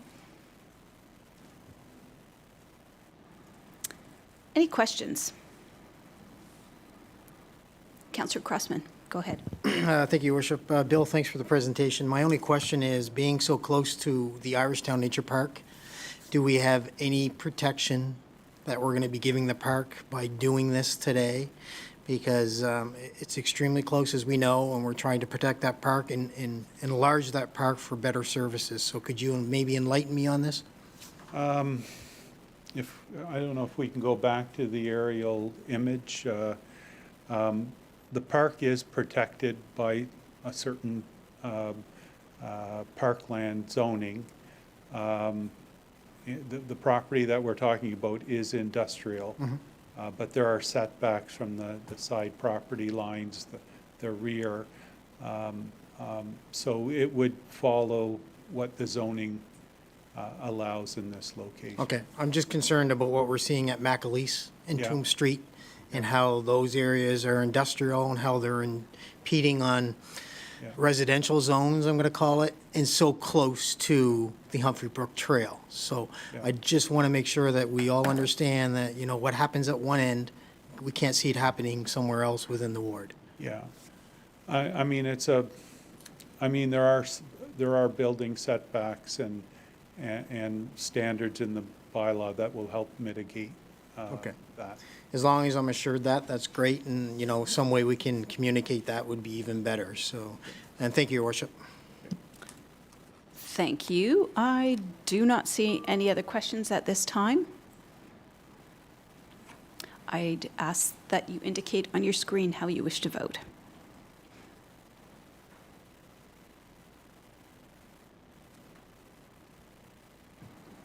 And it has passed unanimously. Thank you. The next item is statements by members of council, les exposés des membres du conseil. I don't see any lights on. I think we can carry on. Thank you. There are no reports and recommendations from committee and private meetings, et rapports et recommandations des comités de réunion à huis clos. Therefore, the next is reports from administration, les rapports de l'administration, and we have one before us today, and it's a presentation of the BIA levy, and Executive Director of DMCI, Patrick Richard, is here to give that presentation. Welcome, Patrick. I'd ask that you just press the button on your microphone. Terrific. Thanks. Thank you, Your Worship. Good evening, Council. Il me fait plaisir d'être ici ce soir pour vous présenter le budget de fonctionnement de Downtown Moncton Centre-Ville pour l'année 2025. Excuse me. I'm pleased to share our vision for the upcoming year, focusing on our ongoing commitment of fostering a vibrant, inclusive, and sustainable downtown. Order of my presentation is as followed. Speak quickly regarding who is DMCI. Present the 2024 so far overview, including a wrap-up of the Enviro team's almost first year in operation, and an introduction to the new DMCI strategic plan. I'll then present our proposed 2025 budget and end with some questions. Who is DMCI? So we are the independent, non-for-profit business organization with a purpose and mandate to make downtown a better place to do business, live, and play. We're funded by non-residential commercial properties, otherwise known as our stakeholders, and guided by a board of directors representing the various stakeholders in the business improvement, or BIA for short. I want to take a second and thank Councillor Legier and Economic Development Officer Luc Babignon, who both sit on our board and are great members and supporters of our organization. We are a small team, full-time staff in the office of 4, and a fluctuating team of employees that keep our downtown clean, otherwise known as the Enviro team. We also employ students, which we welcome each summer with help with the Province of New Brunswick's Student Employment Fund, as well as the federal government's Canada Summer Jobs Program. And this summer, this summer and in the fall, we welcomed individuals from the Canadian Council for the Rehabilitation of Workers, also known as CCRW. Downtown Moncton Centre-Ville Inc. is the caretaker of the downtown. We promote the downtown as a destination, and we strive to be an efficient organization to help make downtown a better place to do business. Dans notre rôle de gardien et intendant du centre-ville, nous faisons la promotion du centre-ville afin d'y attirer des gens chez nous, les visiteurs et les investisseurs. In 2021, the MCI and the City of Moncton signed a memorandum of agreement which outlines mutual objectives, ensures that the MCI meets the obligation that Council outlines in the BIA Act. We are currently working on a new MOA through the Economic Development Team, which now that we have our new strategic plan that I will show you in a little bit, we hope to have the MOA completed and wrapped up in early 2025. The MCI's position is that we want to foster a strong and collaborative working relationship with the City of Moncton. Together we can create a positive and dynamic downtown environment. Quelques faits intéressants relatifs au centre-ville. Although the BIA only represents 1.5% of the city's land area, it represents over 15% of the property tax income. There are approximately 800 businesses, environ 800 entreprises au centre-ville, et nous comptons environ 18 000 personnes qui y travaillent. Since 2020, our non-for-profit Business Improvement Association has worked to establish a strategic plan and has the following 3 pillars, which is the last time I will be presenting these 3. Curator, promoter, and last but not least, administrator. Given the completion of our new strategic plan, again, this will be the last time I go over these, but 2024 was guided through these 3 principles. So under each pillar, we have strategic priorities. Under the curator pillar, we have our safe and clean, which regarding the clean component, our efforts have drastically changed in the last year and a half. With the help of this very council and City of Moncton staff, we've been able to put on our efforts. We've been able to put our efforts on steroids and create the Enviro team. This is an 8 to 10 team member team. It does fluctuate given the time of year. For example, we have a bigger complement, of course, during the summer months. As mentioned, this summer we had individuals join us from summer student programs and the CCRW. Our team members from the Canadian Council for the Rehabilitation of Workers came to us with a multitude of different situations. We had team members join us who are hearing impaired, live with PTSD, ADHD, and other conditions. Our core team was mostly built from a partnership with the Harvest House. 4 of our team members were clients of the Harvest House when they began working for DMCI. They were experiencing homelessness and even addiction. And they were dependent on social assistance. I'm happy to report that the 4 team members have moved through the housing continuum. They were housed in Rising Tide Transitional Housing at first when they started with us, and they're now on their very own apartments and off social assistance. I want to thank the Harvest House for their continued collaboration. The low barrier nature of the Enviro team allows us not only to clean and beautify the downtown, but helps individuals who need a hand, a real win-win situation. Voici les statistiques sur la poubelle pour la première année qui a été ramassée au cours de cette année. Plus de 160 000 livres de poubelles, des matelas, des réfrigérateurs, des sacs, des matériaux de construction, you name it, we found it. Ceci n'inclut pas les bicyclettes ou les chariots. This waste that is purposely removed from the downtown BIA and brought to our facility outside the BIA is then sorted for recyclables and then discarded properly. To put these numbers in context, 160,000 pounds of garbage, which is the reading directly off of the Faro weighing mechanism, should really conservatively read 190,000, as these numbers stop at October 31st. 190,000 pounds of waste removed from the streets of downtown Moncton. This is more than 16,000 pounds a month and more than 500 pounds daily. Prior to the Enviro team, we had a 6-yard dumpster. I've learned a lot about dumpsters in the last year and a half. That was flipped maybe twice a month. We now flip 2 8-yard dumpsters every 2 days to keep up. Here's the level of service requests by month that we receive. You'll notice here there's no data for January or February and very little for March. We were forced to switch reporting apps. Our former app was discontinued, so we switched to a landscaping job app to track our calls, service requests, and cleanups. We take before and after pictures of each service call.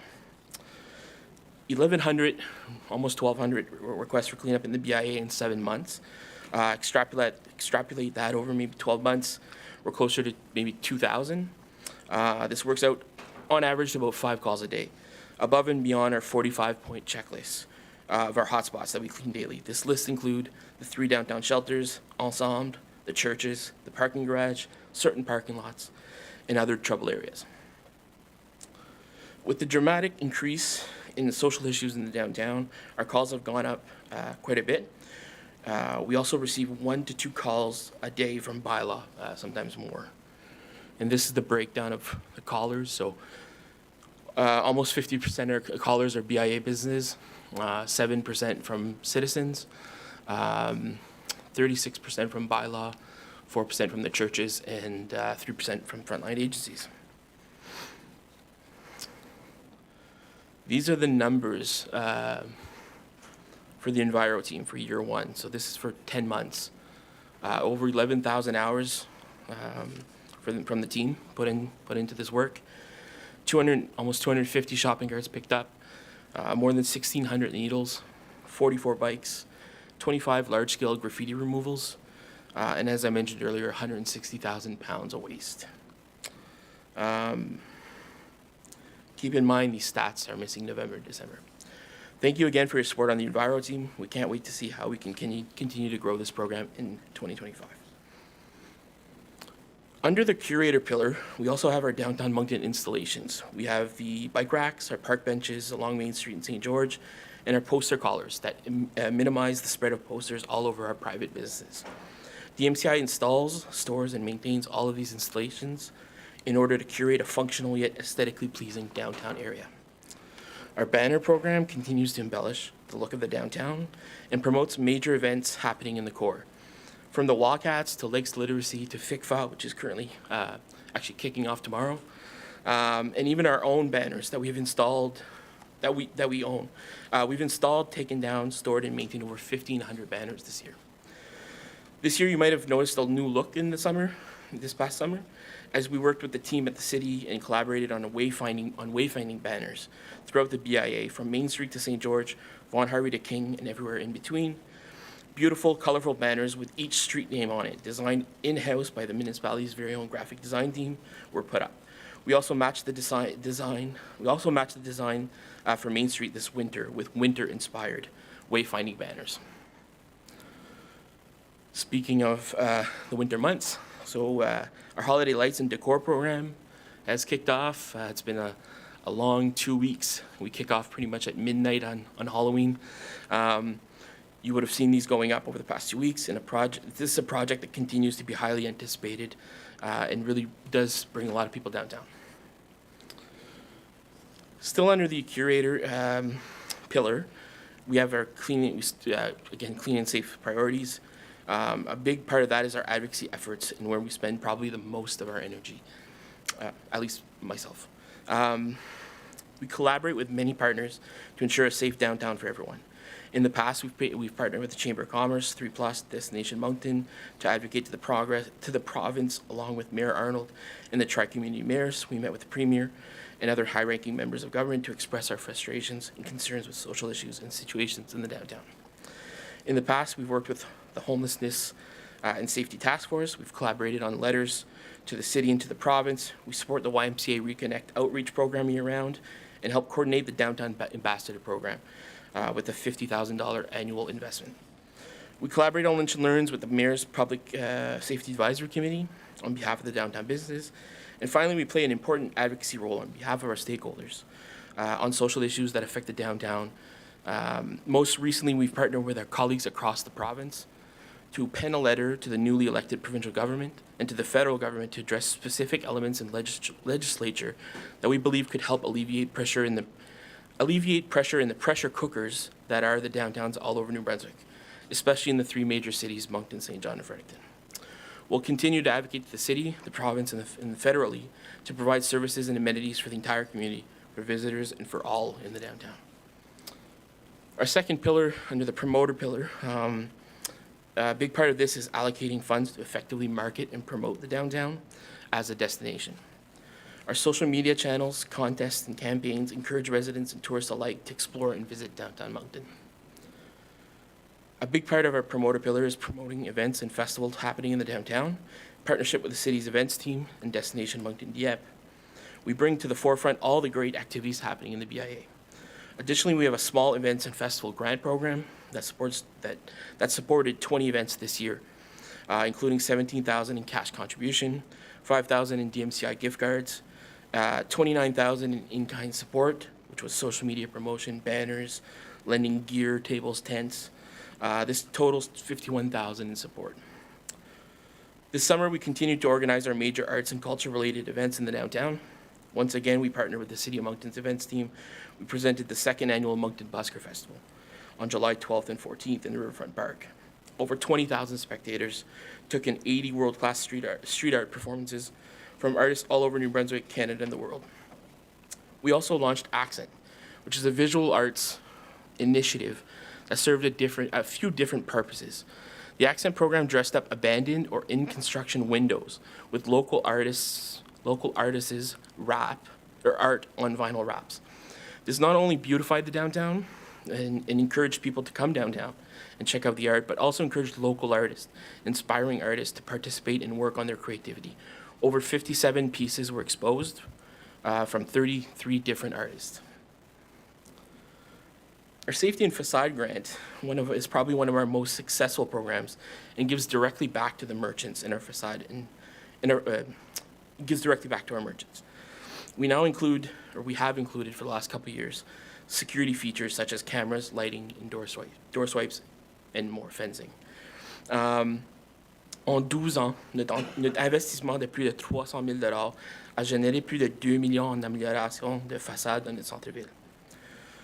Also under the promoter pillar is the Downtown Moncton gift card program. The program was created and completely funded by DMCI for our businesses. We pay the admin fees and card fees. This card is essentially a prepaid MasterCard. The dollars stay in the downtown and support local and are spent on downtown participating businesses. They can be purchased online at downtownmoncton.com. Each year we do a 20% off sale to help promote the program, inspire the community to support local, and it always makes for a great holiday gift giving. This year's sale just finished last Friday. I'm happy to report that we sold over $84,000 worth of gift cards in less than 24 hours. Meaning on a $16,000 investment, we were able to leverage over $67,000 from the community and put $84,000 back in the pockets of our merchants. Under our administrator pillar, we do our best to run an effective organization, all while respecting Canadian and provincial laws governing BIAs.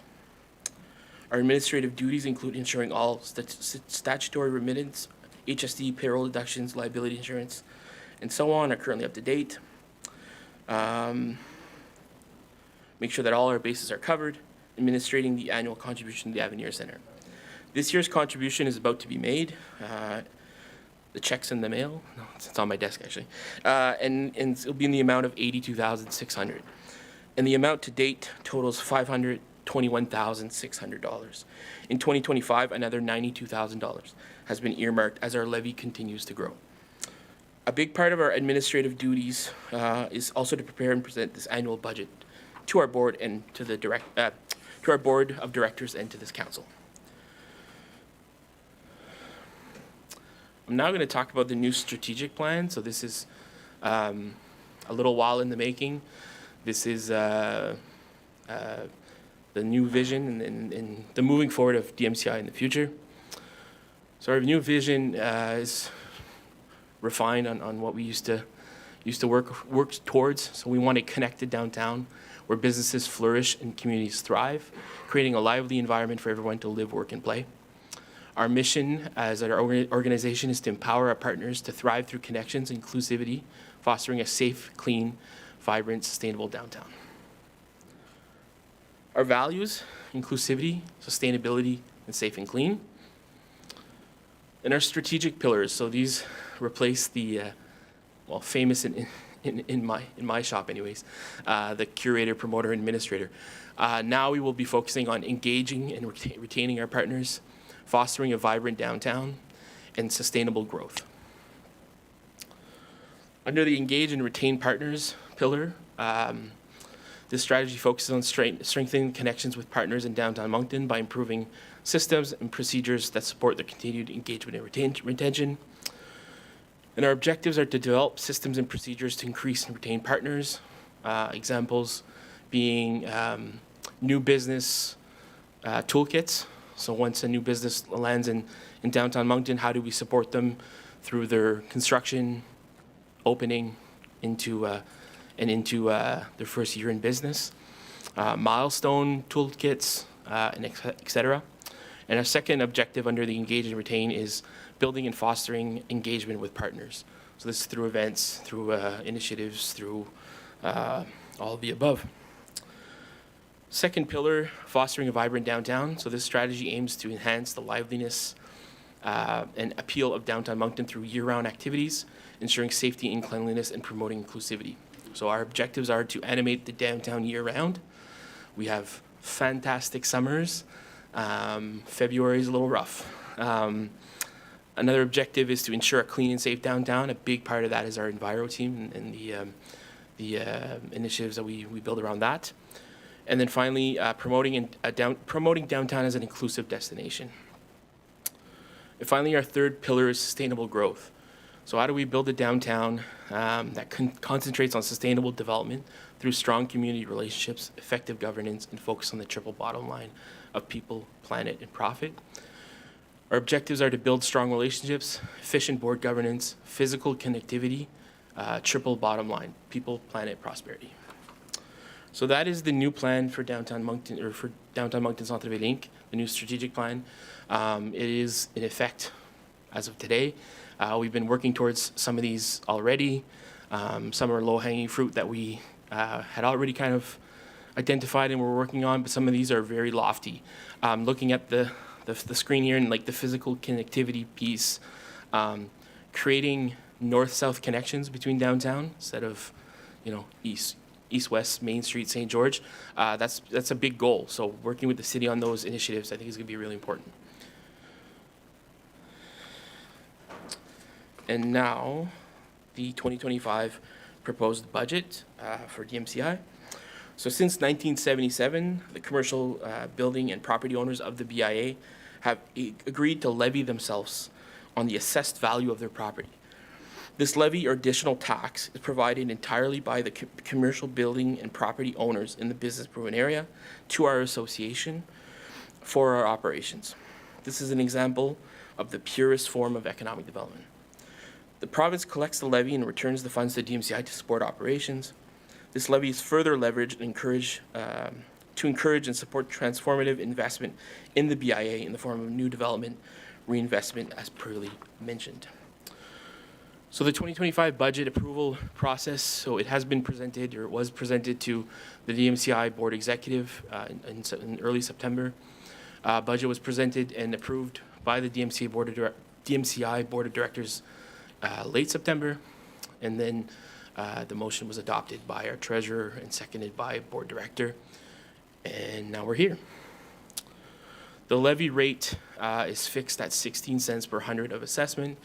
Most downtowns are at 20 cents, just little footnote. At this point, there's been no desire from the board to increase that. But most downtowns in New Brunswick are at 20. Some are as low as 10 as well. So it varies per region. The BIA property assessment base is of 613 million, the largest in New Brunswick. That was an increase. The assessment base increased over 2024 by almost 3%. So this is notre budget de fonctionnement de 2025 sera comme suit. Le levy comme tel il sera 981 000. Under clean and safe, there's I'm talking revenue. Under clean and safe, 415,000. This includes the quality of life grant that we receive for the downtown ambassadors, and payment for services rendered for Enviro.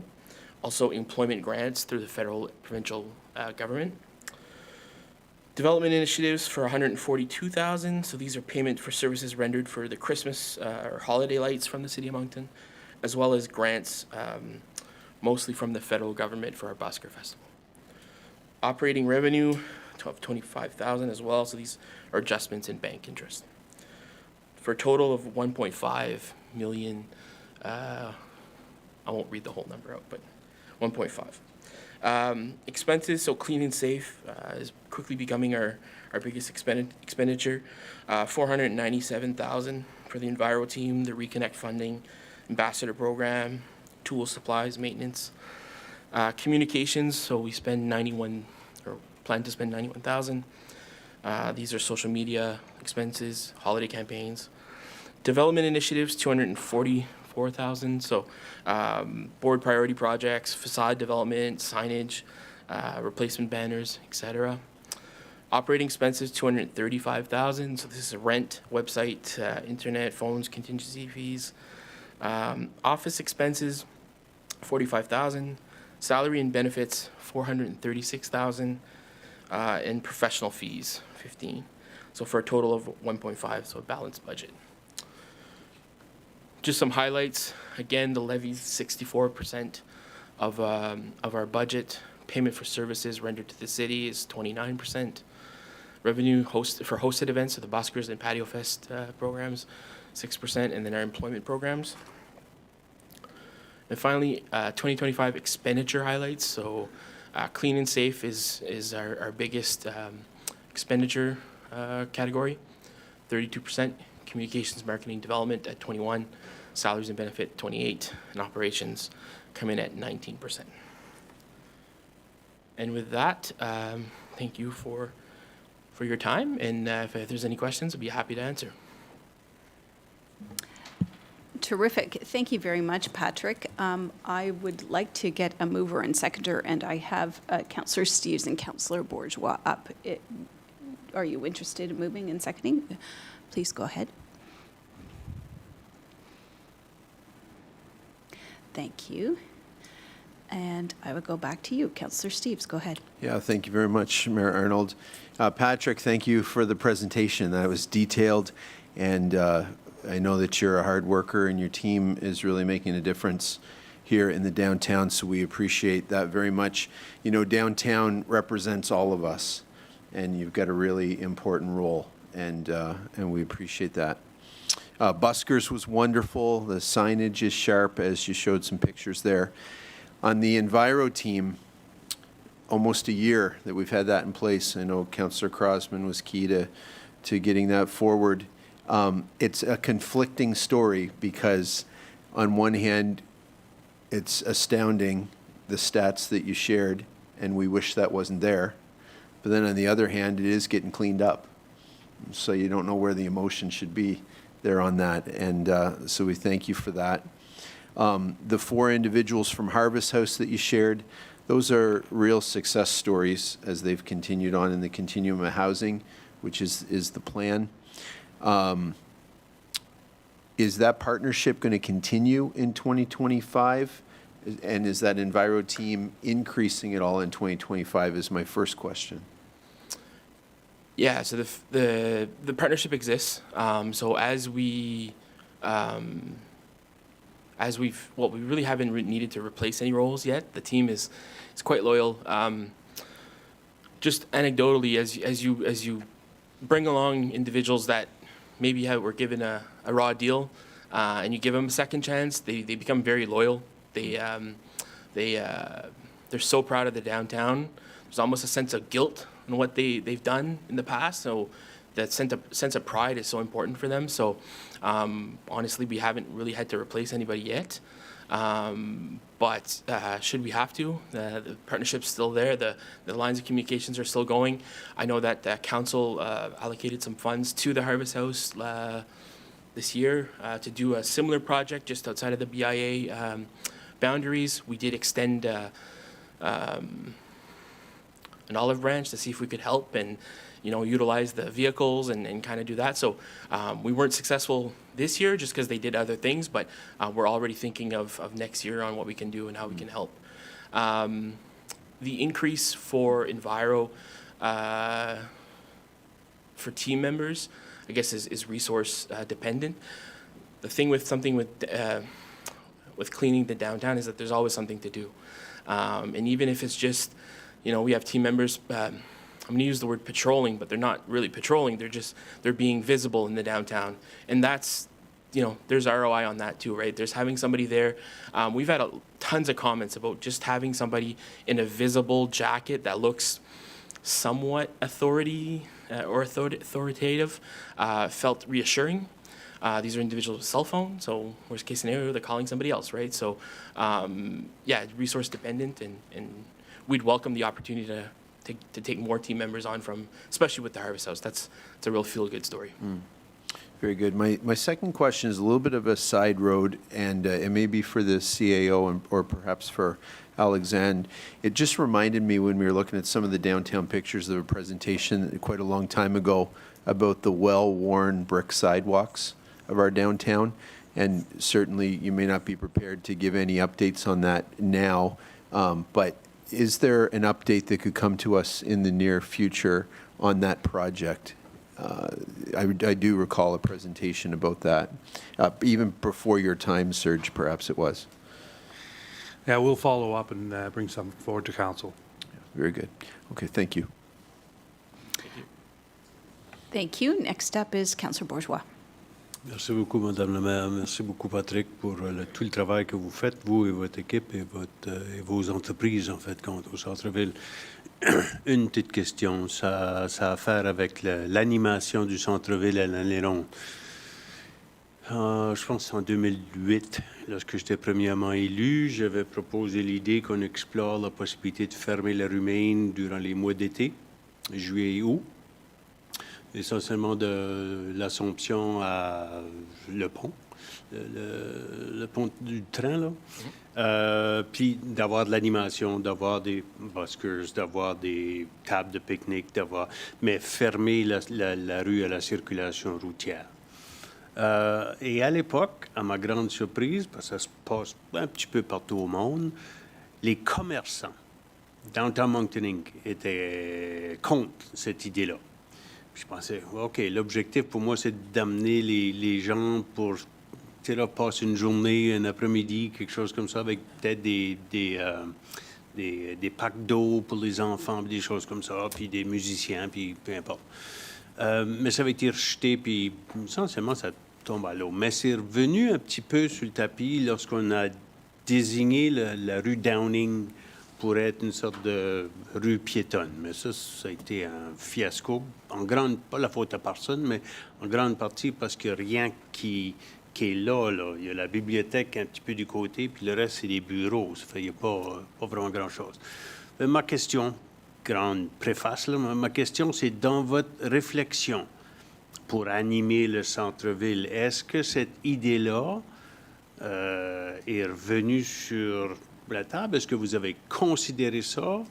Je sais, puis je ne peux pas aller trop dans les détails, qu'il y a un projet de développement pour essentiellement reprendre les stationnements, projet de développement pour remplacer les stationnements autour de la place L'Assomption, entre l'Assomption et la rue Maine, puis il y a beaucoup d'autres choses que vous ne contrôlez pas, mais est-ce que l'idée ou la possibilité de fermer une rue piétonne pour avoir des activités, des animations, des choses comme ça durant l'été, c'est quelque chose que vous avez étudié? Et sinon, est-ce que c'est quelque chose que vous pourriez étudier? C'est sûr qu'il y a des études qui sont faites même au niveau international. Nous autres, on voyage un peu, on va voir les différentes centres-villes, puis ça marche très bien dans plusieurs communautés. je dirais que c'est un peu un catch-22. Les marchands ne veulent pas nécessairement les événements devant leur entreprise de peur de bloquer puis de réduire la visibilité, mais aussi ils veulent les piétons parce qu'ils veulent la visibilité. Ça fait que c'est un peu je pense l'élément de animer ces espaces, c'est très important. Ça fait qu'il y a souvent des plans, puis je sais dans le passé, c'était un peu avant mon temps, mais il y a eu un experiment avec la rue Main, puis ça a comme tombé à l'eau parce qu'il n'y avait pas nécessairement cette animation-là.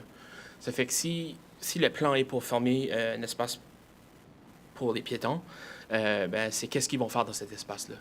Ça fait que c'est-tu des patios qui prennent l'espace dans... expandent un peu.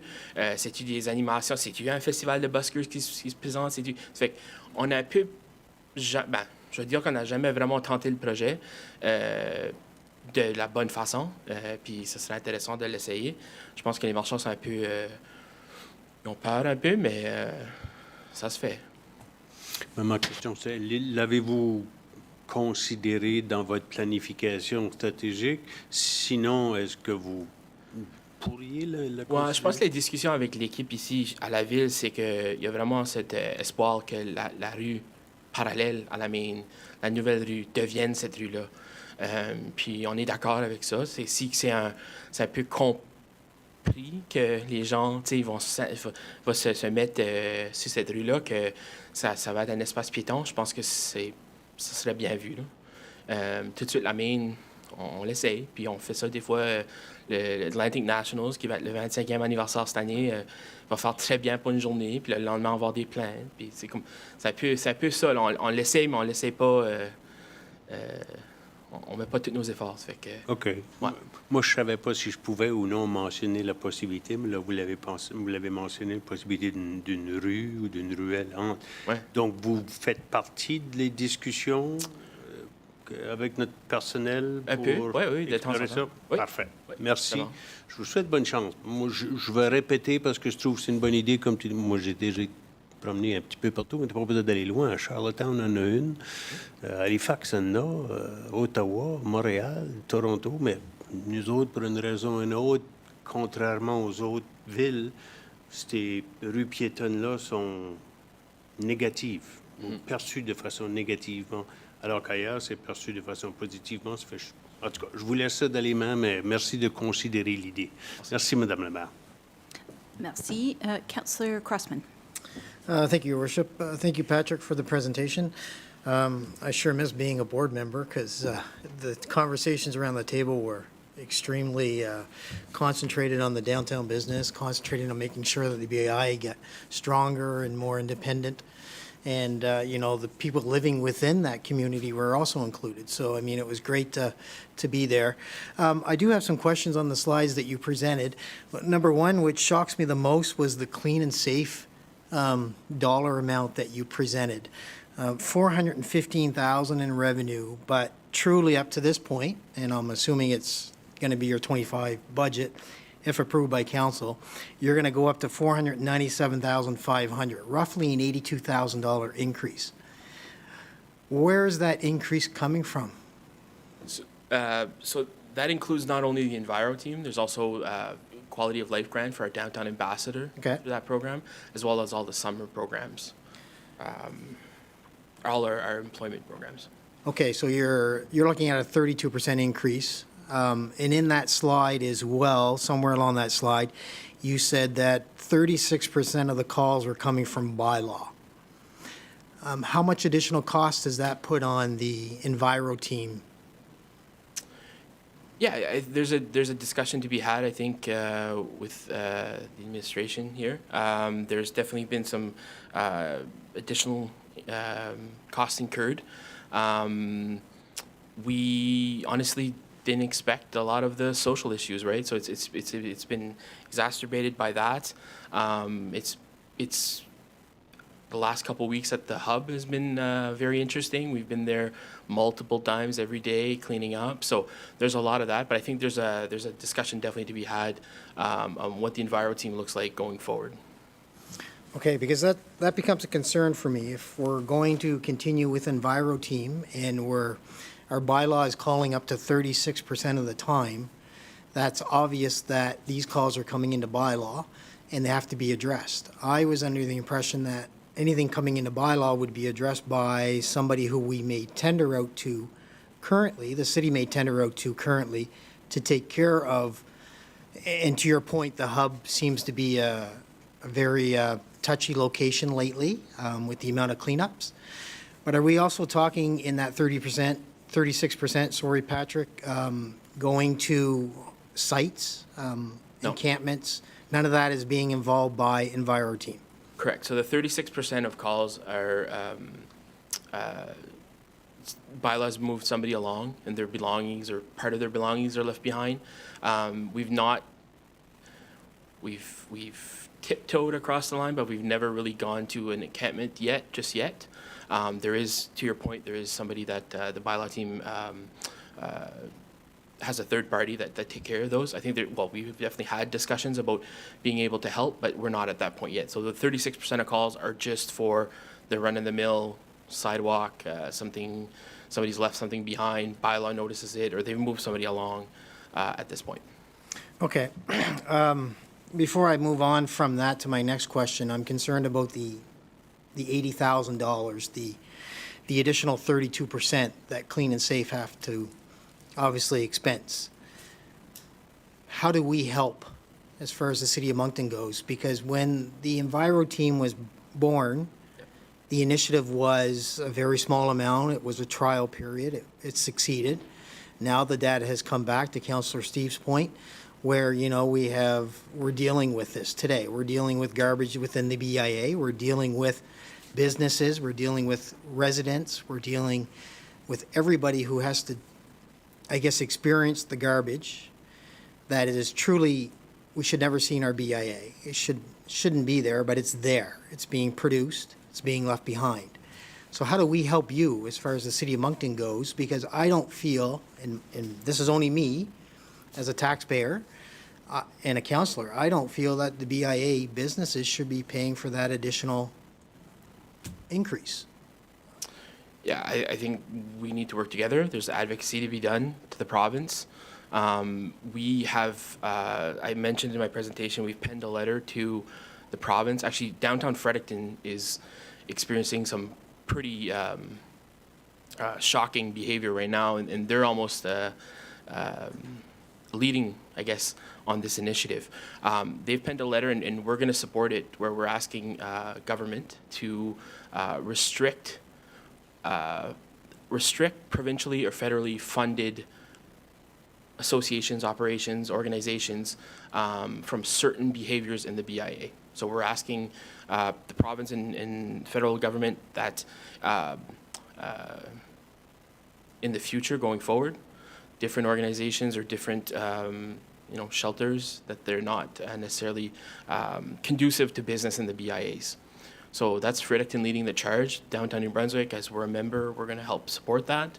But I think that's one way of doing it is identifying that there's certain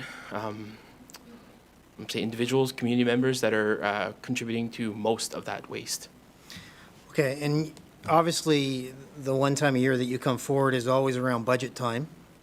So is there a way that we can get a dollar number before council deliberates the budget to know exactly what the Enviro team is short and what they would be short by taking on these additional I don't want to call them resources, the additional challenge of having to keep Moncton's BIA clean? There's a conversation to be had with Councillor Legier, who represents the city on our board. Okay. And that's coming up this week. Okay, perfect. And I do have one more, actually two more questions. You talked about toolkits. You talked about doing the BIA toolkits. Where are we at on senior-friendly toolkits? Because it seems to be that, and you're shaking your head almost like as if you want to answer right away. Go ahead. Well, so this is identified, so this, to be quite honest, this is a 3 to 5 year strategic plan. Yeah. Some of these items have not been, we haven't even, fleshed them out yet. So I'll mark it down. That's a great suggestion. We haven't started working on them, so. Okay, just Great with idea. the amount of businesses in our Sure. downtown core, right, and the amount of new apartments going up, Yeah. seniors will be and the riverfront as well. Also, a great presentation on the Santa Claus Parade and the seasonal displays. What's to come down the road? There's so many celebrations per month. Is there some way that we can be more inclusive? Yeah, I think a really good step that I'm going to say Isabelle spearheaded was the lights on City Hall. So we were happy to partner on that and look at that to include a variety of different celebrations, and matching that to the Avenir Center lighting program, I think is a great step in the next, a good step in the good direction. Going forward, there's plans to develop. I think there's an opportunity to create more inclusive, holiday focused instead of specifically Christmas. We'll still have, of course, Christmas specific decorations, but there's a way to be inclusive and have everybody celebrate it for sure. Yeah, good. Thank you, Your Worship. Thank you. Deputy Mayor Terrio. Merci, Madame la maire. Merci beaucoup, Patrick. Vous faites un excellent travail. Puis, je veux surtout vous remercier pour votre participation avec le comité du patrimoine. Vraiment, on a beaucoup apprécié le travail de Mélissa. S'il te plaît, lui transmettre encore notre appréciation. Donc, et là aussi, c'est des partenariats qui sont vraiment essentiels. Le patrimoine, c'est le centre-ville aussi de Moncton. Et un autre sujet, les personnes âgées. Donc, je trouve qu'il faut être un peu créatif. Faut comment je dirais, créer des nouvelles manières de fonctionner avec nos personnes âgées. Souvent, on prend pour acquis que c'est des gens qui peuvent facilement se déplacer. Ils vendent des événements, que peu importe l'événement que vous allez créer, mais peut-être avoir une réception, quelqu'un qui s'occupe des personnes un petit peu plus âgées. Parce que je me dis, si on réussit à vivre jusqu'à 80 ans, vraiment on mérite d'être accompagné parfois et être accueilli avec fierté, donc partout dans nos événements au centre-ville. Donc, si on peut vous aider avec ça, en tout cas, ça serait très bien. Merci. Oui, c'est certainement quelque chose qu'on va considérer. C'est comme je dis, on développe encore nos actions sur notre plan stratégique. Ça fait que c'est quelque chose qu'on va ajouter. Puis pour ton commentaire pour le comité de patrimoine, je pense que c'était vraiment important pour nous de participer parce que, justement, le patrimoine, la majorité des édifices du patrimoine sont au centre-ville. Ça peut être commercial comme ça peut être des maisons, des résidences. Mais c'est très important, puis ça fait partie de notre histoire, puis ça fait partie de l'histoire de DMCI. Ça fait que merci pour ton commentaire. Merci encore. Councillor Legier. Merci, Patrick, pour la présentation et de nouveau tous les efforts.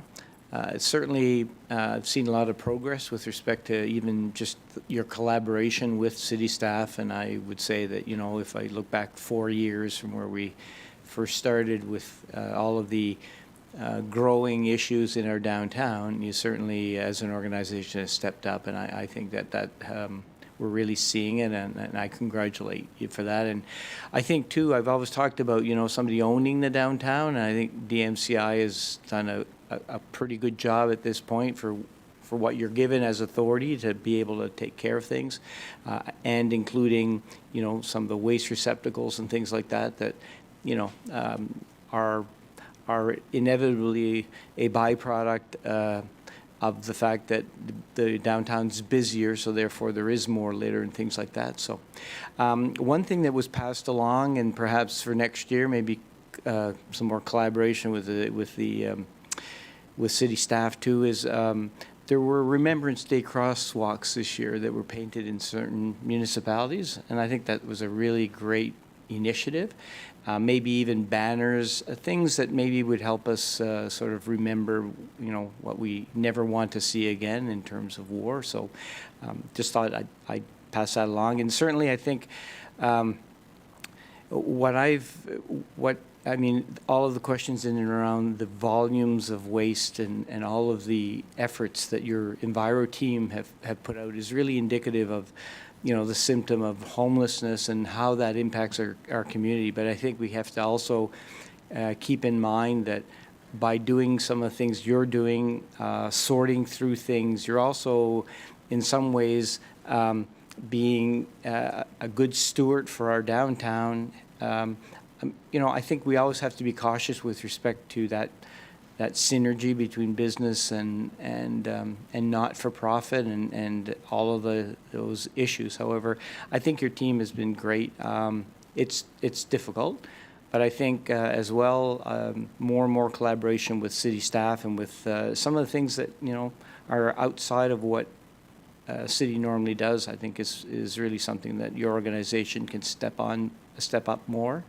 And lastly, the events and things that you do, I mean, it really is great, and we get a lot of comments, and thank you for with Isabelle, the lighting of City Hall and those things. And lastly, that connection that you mentioned between Main Street and St. George Street, because often, you know, we always consider downtown as Main Street, but it really has a huge strength on St. George Street, and how do you bridge that together? And so I think, you know, overall, it's a good vision, and there'll be challenges, but I think at least as a council member and you know, Ward 2 being a large part of what you're seeing in terms of your issues and so on, I certainly, in residence, thank you for the visible differences that we've seen on our streets, and it's not easy, but on the other hand, it does nonetheless, you know, fill a need that we require to be able to continue to, as a community, to prosper, but also to deliver services to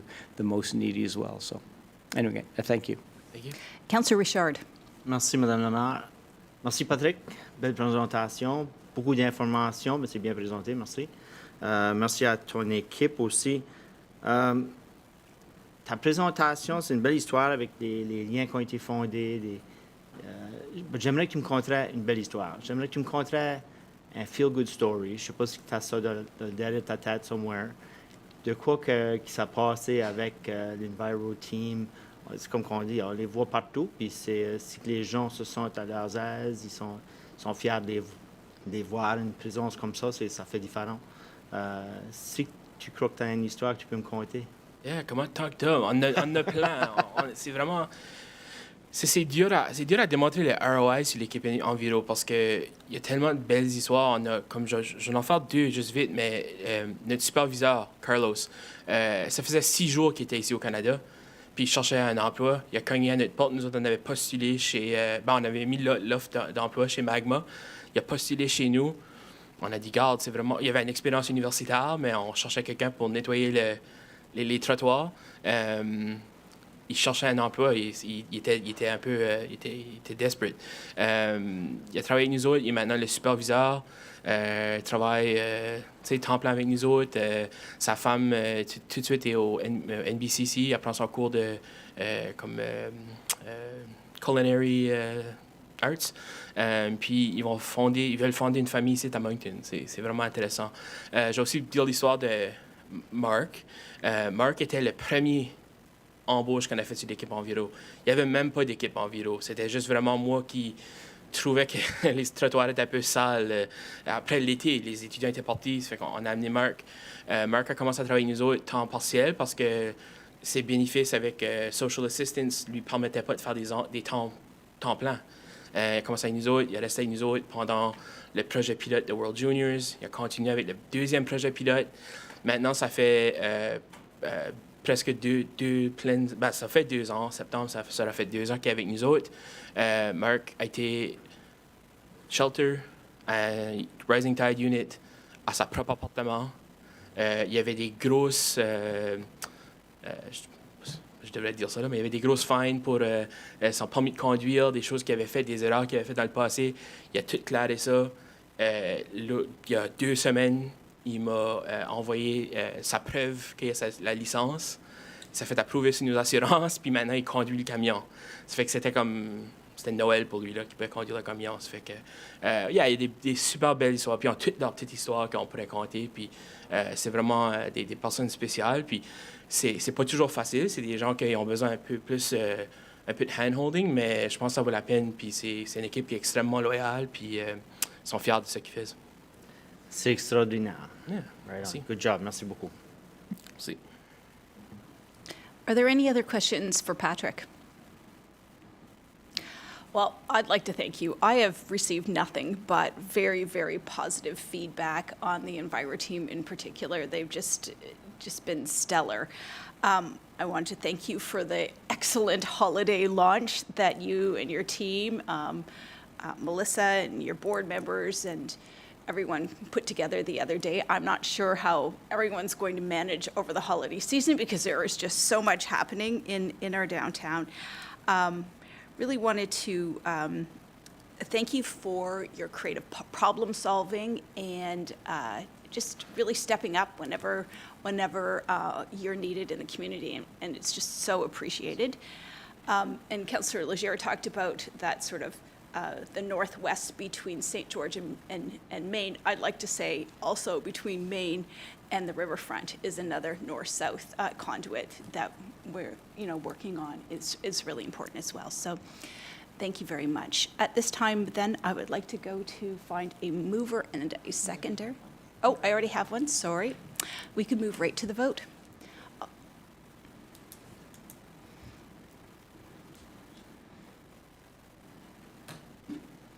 Excellent. It is unanimous support. Thank you very much. Thank you. Thanks, Oren.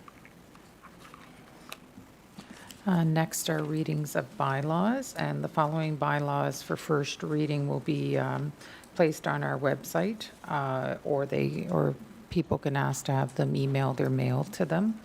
So the first two that I'm going to read, council's already given me permission. So the first one is a bylaw in the amendment of the City of Moncton zoning bylaw, being bylaw Z 222.41. It's rezoning housekeeping T-Berry Avenue. It's a first reading. Arrêté portant modification de l'arrêté de zonage de la ville de Moncton sur l'arrêté Z 222.41. Le zonage Avenue T-Berry, c'est la première lecture. The second is a bylaw, an amendment of a bylaw relating to the approval of the budget for the downtown Moncton Centre-Ville, Inc., and to establish a special business improvement area levy in the city of Moncton, being bylaws A 1002.24. It's a first reading. Arrêté portant modification de l'arrêté concernant l'approbation du budget de Downtown Moncton Centre-Ville et l'établissement d'une contribution spéciale pour la zone d'amélioration des affaires de la ville de Moncton sur l'arrêté A1002.24. C'est la première lecture. The next, we will have to do some movers for second reading. So this is for the municipal plan amendment for item 7.2, and I am looking for a mover and a seconder. Moved by Councillor Kingston, seconded by Councillor Butler. I'd ask that you press the buttons there. Thank you. And on the vote,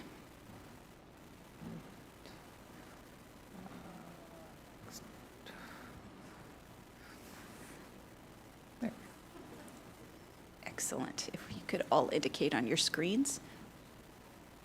Thank you very much. Okay, passes unanimously. We're now third reading. I'm going to give the reading. A bylaw, an amendment of the bylaw relating to the adoption of the City of Moncton's municipal plan, being bylaw Z122.11. It's 224 Killam Drive. It's a second reading. Arrêté portant modification de l'arrêté concernant l'adoption du plan municipal de la ville de Moncton sur l'arrêté Z122.11.224 Promenade Killam. C'est la deuxième lecture. And I'm going to ask for third reading. And I would ask the same. Moved by Councillor Kingston, seconded by Councillor Butler. Are you in agreement with that? Yes, can you press your buttons there? Thank you. And we will move to the vote now for third reading. A bylaw, an amendment of a bylaw. Oops, yes, yes, you're right. You're absolutely right. Sorry. There you go. I'd ask that you all indicate on your screen. And the third reading passes unanimously. Thank you. A bylaw and amendment of a bylaw relating to the adoption of the City of Moncton Municipal Plan bylaw, being bylaw Z 122.11-224 Killam Drive, arrêté portant modification de l'arrêté concernant l'adoption du plan municipal de la Ville de Moncton sur l'arrêté Z 122.11, 224 Promenade Killam. C'est la troisième lecture. Now for the zoning bylaw, I'll need second reading, please. Thank you. The same, you wish to go? Okay. I would ask Councillor Butler and Councillor Kingston to move in second. Thank you.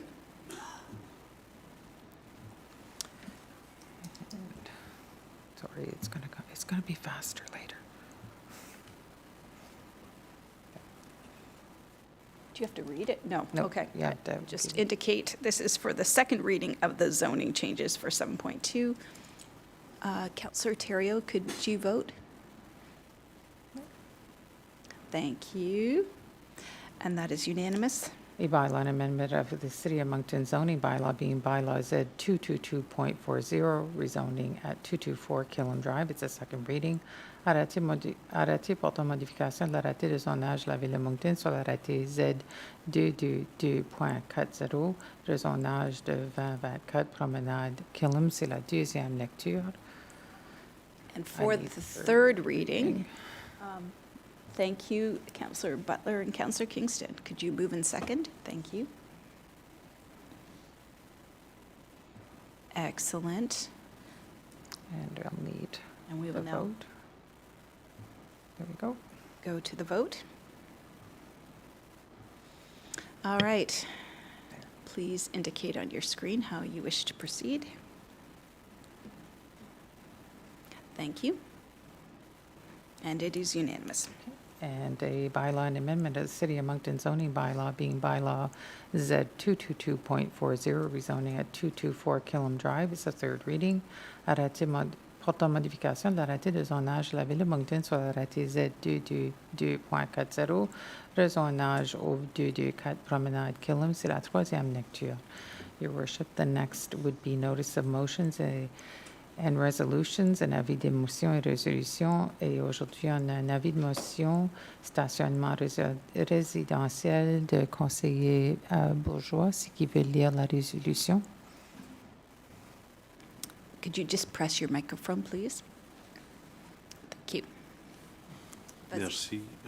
Donc, la résolution sur le stationnement résidentiel. Attendu que la Ville de Moncton a permis antérieurement, pendant ses efforts d'aménagement urbain, la présence de logis sans espace pour le stationnement des résidents qui occupent ces logis, notamment au 129-131 de la rue Dufferin. Attendu que quelques résidents de la Ville n'ont pas accès à un espace de stationnement sur le lot qu'ils appartiennent ou occupent.